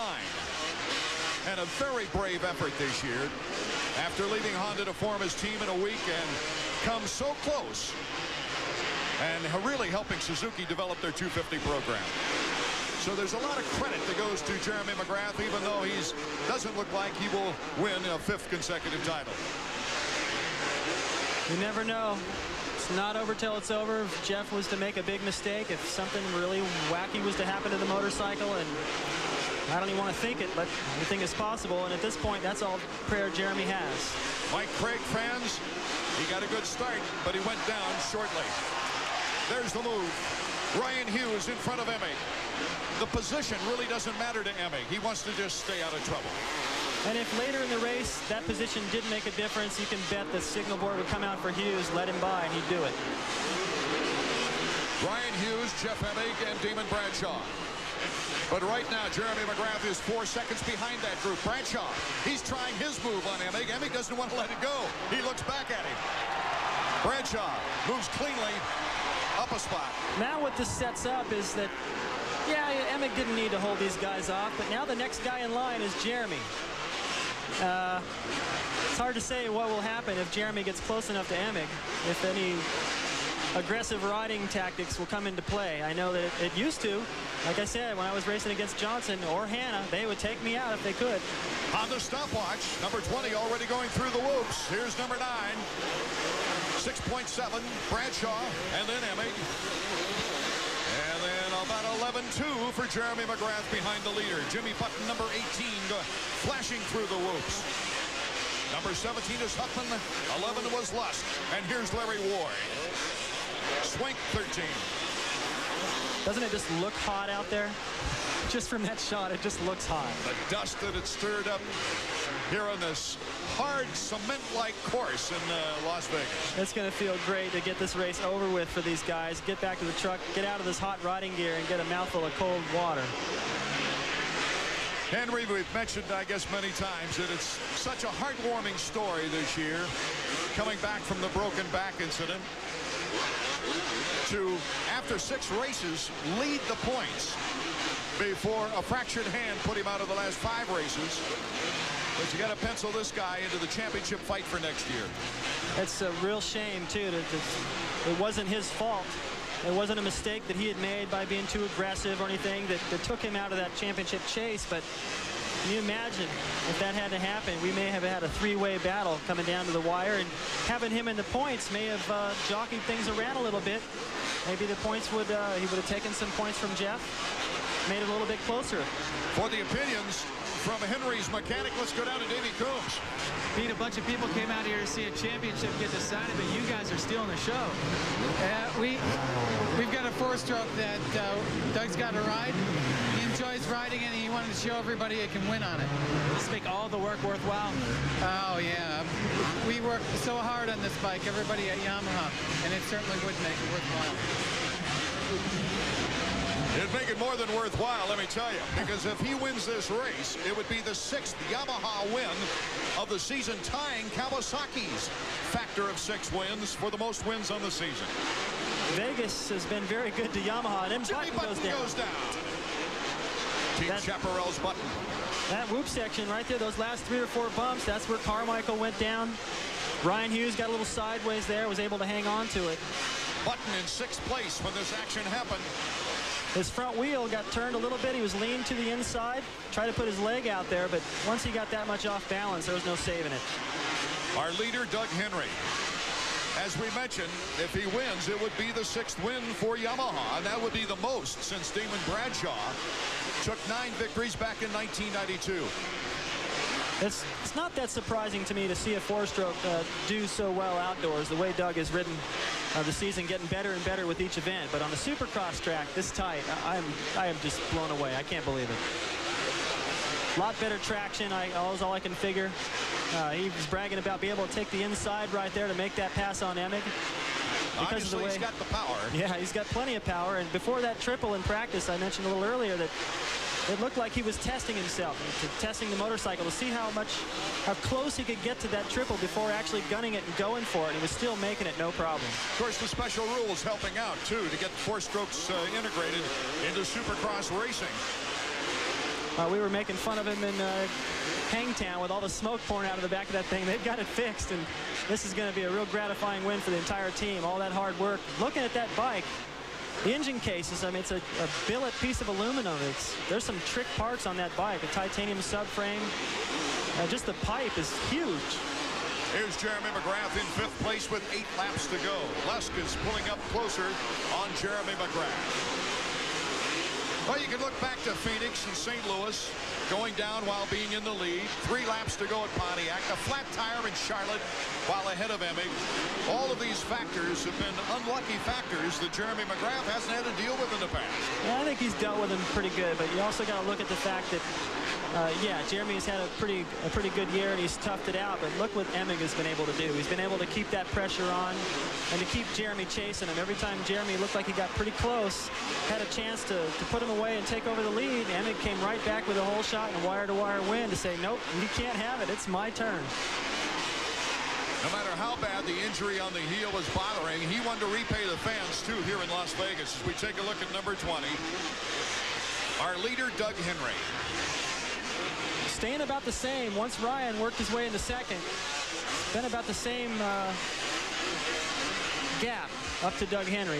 They're both riding as fast as they can go, and Bradshaw is just little by little starting to inch back off of Ryan Hughes. Well, Ryan Hughes is headed toward his finest finish of the year in 2nd place. On the podium 1 time this season, and that was a 3rd back in Phoenix. Ryan had a good ride here in Vegas, beating Damon Huffman in a great race where Huffman had some problems with the start, was working his way up, and Ryan... Was that the race that I saw the most? No. Okay, I was thinking about the year before when the two were also battling as they exchanged wins here in Las Vegas. But Hughes won the year before, and the most bizarre thing I've ever seen happen to Huffman. He was coming off the building jump at the end of the course, and a rider flipped in midair and landed on his back fender and rode with him for about 10 feet until he tapped him on the shoulder and said, Damon, let me off. There were a lot of jokes about that, and there was a few people I talked to that actually saw it and said, you know, if I would have told you what I saw, I know you would never believe it, but I did see it. There was a lot of jokes about that with ride sharing and come ride with us, all those programs. Let's go down to Davey Coombs. All right, Wyatt, we knew coming in. Well, he's going to turn in and talk to this guy. I was going to ask Wyatt. He knew coming in it was going to be a real long shot for Jeremy. It's starting to get longer. He wants him to pass Emig. I think this is a mental thing as much as anything, but he's got to get by Lusk first. Wyatt encouraging his rider, Jeremy McGrath, who's shown us a lot of courage this year. Brave, very brave effort. Let's go back now to Davey. All right, Wyatt, sorry I caught it the wrong time, but it started out as a long shot. It's getting longer. Yeah, it seems to be. I mean, I don't know. You gotta take with all the bad with the good. I mean, we've had some bad luck, and Emig's riding a good race right now. It'd be nice if we could still beat him no matter where we finish, but it looks like he's going to win the war for sure. A sellout. A sign was put up before we came up to the broadcast booth. 34,025 packing this rather small football stadium here in Las Vegas. Doug Henry continuing to click off consistent laps, maintaining that lead over Hughes. Bradshaw in third. Boy, what a finish this would be for him. His best was a 5th. It's a great way for, if all these riders stay where they are, the top 3. What a great way to end the season for Bradshaw and for Ryan Hughes, who had a terrible season. And for Doug Henry, it's a little bit of an exclamation point on, hey, I think I was a real contender for the title. I didn't get it, but check this out. I can win it on a 4-stroke. It's going to give him a lot of confidence to go back out and ride that outdoors. A history-making performance here in Supercross in Las Vegas. Doug Henry, who started the season with a 2nd in Los Angeles, came back to win the 2nd week in Los Angeles. Then he took a 6th. Then he won again. That was in Seattle. We say, hey, wait a minute. Doug Henry is back. A podium performance in Indianapolis, a 3rd. And he was atop the point standings for the next 2 weeks. Lusk has put in a great ride. Didn't get the best start, but he worked his way around McGrath, and now he's challenging Emig through the whoops. Here he is. No problem. We've got 3 laps left in our final Supercross round of 1997. I know Emig just at this point doesn't really care. He's like, nope, go ahead, Lusk. Ezra rode fantastic in practice. I actually was talking with Johnny O'Mara, and we both felt like, boy, he'd be a good pick tonight, the way he looked, and the start made the difference. One of the 4 first-time winners this year, and he had a string of 5 podiums in a row, 6 on the season. He's really another success story in 1997, for sure. Henry, Hughes, Bradshaw, Lusk, and Emig on our Suzuki Field summary, as number 20 has got to be feeling good right now. And on the flip side of that, Jeremy has dropped way off the pace, knowing that it'd take a miracle at this point, and maybe even a little bit more than a miracle. And he's in pain. It's been a long, tough season for him, and tonight's just been brutal. It's got to be painful for him every time he lands off a jump or goes through another one of those whoop sections. He'll be happy to get this one over with, party a little bit, and then get serious for the Nationals. Well, the Manchester Honda is really working well for Bradshaw as we switch over now to Jeff Emig. If he should win and hang on to this position, he breaks the unprecedented string of 4 consecutive titles by McGrath, of course, but he also becomes the oldest rider to win his first Supercross at the mighty old age of 26, David. That's experience now. If you still have the desire, I don't care how old you are. If you've got the experience and the desire and that technique, you can still win. Number 9, Ryan Hughes. He's in 2nd place with Bradshaw in 3rd. That's really... White flag lap. Final lap of the final race of the season. Will this be the first Supercross title for Kawasaki since 1987 when Jeff Ward took the title? This is a long lap for Jeff Emig. He's soaking it all up, though. There's his mechanic. It's a great feeling for these guys. For the first time in 5 years, someone other than McGrath will reign as Supercross champion. A former teammate of Doug Henry's number 20. Doug with that fin on his helmet. Troy Lee concoction. A lot of the riders are using them. I think Damon Huffman has one. McGrath had one at the first round at LA. Keeps them straight out there when they get up to top speed. 5th spot, Jeff Emig, Jerry Albrecht, his mechanic, waiting for him to come around. It's got payday written on it, and the crowd is standing giving Doug Henry a great cheer as he takes the checkers for the 3rd time of the 1997 season. And here is your new champion, finishing his final lap as the fireworks go off here in Las Vegas. The City of Lights lighted up for Jeff Emig and Doug Henry. Payday, champ. That's great. Well, Jeremy Albrecht gets a little bonus out of that, too. Here he comes across slowly but effectively. Jeff Emig, who is just going step by step on a marvelous career. It's been a long battle for him. He's been 2nd to Jeremy a long time. He deserves it.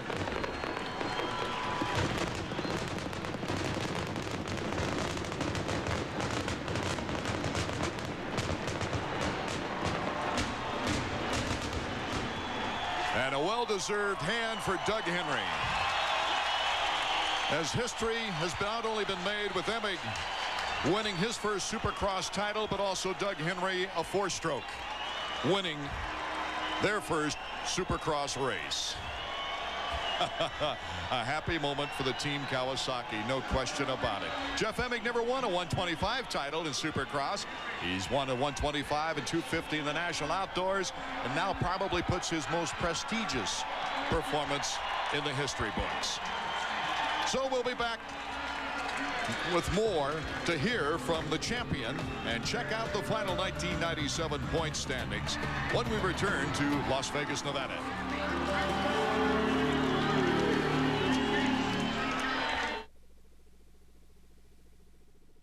Never before, and maybe never again. U.S. Truck Fest, June 13th, 14th, and 15th at the legendary Charlotte Motor Speedway. For the first time ever, over 40 of the world's best monster trucks, plus hundreds of show trucks, sand drags, rough trucks, four-wheel drive truck pulling, extreme sports, manufacturers, Midway, live music, and much more. The biggest truck show in the world. U.S. Truck Fest, June 13th through the 15th, Charlotte Motor Speedway. Now, the bike you want equals big-time bucks, correct? Incorrect. Do the math. During Suzuki Fest 97, get up to $500 in Suzuki accessories free with a selected Suzuki, like the awesome GSX-R 1100. You also get free accessories with the Katana 600 and 750 and the RF 900R. And choose from financing options like 0 down and 9.9% APR on selected models. But hurry, Suzuki Fest won't last. So you plus Suzuki equals... Oh, come on, add it up.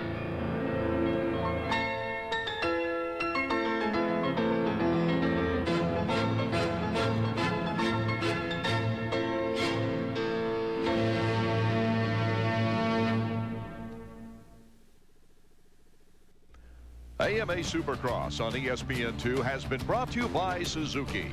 Your Suzuki dealer has the ride you've been waiting for and the financing to get it. And by Honda. With a whole line of new motorcycles, your Honda dealer is the most exciting place to be this spring. Honda, come ride with us. Welcome back to Las Vegas, Nevada. The fireworks have stopped, but the thrills inside Team Kawasaki and Jeff Emig, I'm sure, haven't, as well as Doug Henry, who puts a wonderful note to his Supercross season. Coming back after injury, he was a points leader after 6 races. As we see Jeff Emig being interviewed for the fans here in Las Vegas. Actually, he's with Jerry Bernardo hogging the scene for the Bernardo's show. But let's go down with Davey Coombs right now. Okay, I'm standing behind Doug Henry, a history maker tonight on the YZM 4-stroke Yamaha. Doug, get him from his mechanic or his manager Keith McCarty. Doug, congratulations. Thanks a lot, man. I'm so happy. Oh man, this is I don't know if this is the best win or not, but right now it sure does feel like it. Does it make all those hours of practice on that 4-stroke and all the abuse you took from some of your critics in the press and everything to come out here and show them you could do it? Yeah, definitely. I was just talking to Keith, you know, we worked so hard, you know, these last few weeks. We'd be out testing until 6 at night, from like 9:30 to 6 at night. And these guys, you know, all of us, you know, I want to thank Keith McCarty, Bob Oliver, John Arden, especially my mechanic Pete, because we put in a lot of hard hours out there, and it definitely paid off. Well, congratulations. I know you surprised a lot of people, including everyone up in the press box. Yeah, I think so. I'm just, I'm glad I got a win on this 4-stroke for all those 4-stroke fans out there. All right, congratulations, Doug. Thanks a lot. Let's take a look at the official results. Got him. Right now, as the Suzuki top 5 point standings, it is a 15-point win for Jeff Emig on the 1997 season over Jeremy McGrath. Ezra Lusk with 251 points, nailing down the 3rd spot. Let's go back to Davey. Well, I said earlier the color of money was blue, but it is green. Congratulations, 1997 AMA Supercross Series champion Jeff Emig. Thank you. I was trying to fight off, you know, the nerves and everything all day long here, and you know, as most people know, that wasn't one of my best races, but that was the one that definitely clinched it for me. And Kawasaki and my mechanic, Jeremy Albrecht, I mean, they're the ones that I have to thank for it. Right. What about any words to the dethroned champion, Jeremy McGrath? I'd just say I respect him quite a lot for what he's done and how he's handled the pressure for the last 4 years. Right. And you did a good job yourself coming up through all the things you had with Jeremy being the 2nd and number 2 all the time, number two. Now you're finally number 1, Jeff. Yeah, I've every year in Supercross, I've rode 250 Supercross, I've taken a step. And last year I got a second, so there was no place left to go except up to the top here. Okay, Davey, thank you. More fans attended Supercross in 1997 than ever before, and they've been treated to one of the most competitive seasons in the sport's history. It's been truly an exciting experience bringing you the action. Art Ekman for David Bailey and Davey Coombs. Thank for you fans for making our series a tremendous success. 1997, truly a banner year for Supercross. We'll be back with you next throughout the AMA National Motocross season, also right here on ESPN2. This has been a production of ESPN, the worldwide leader in sports.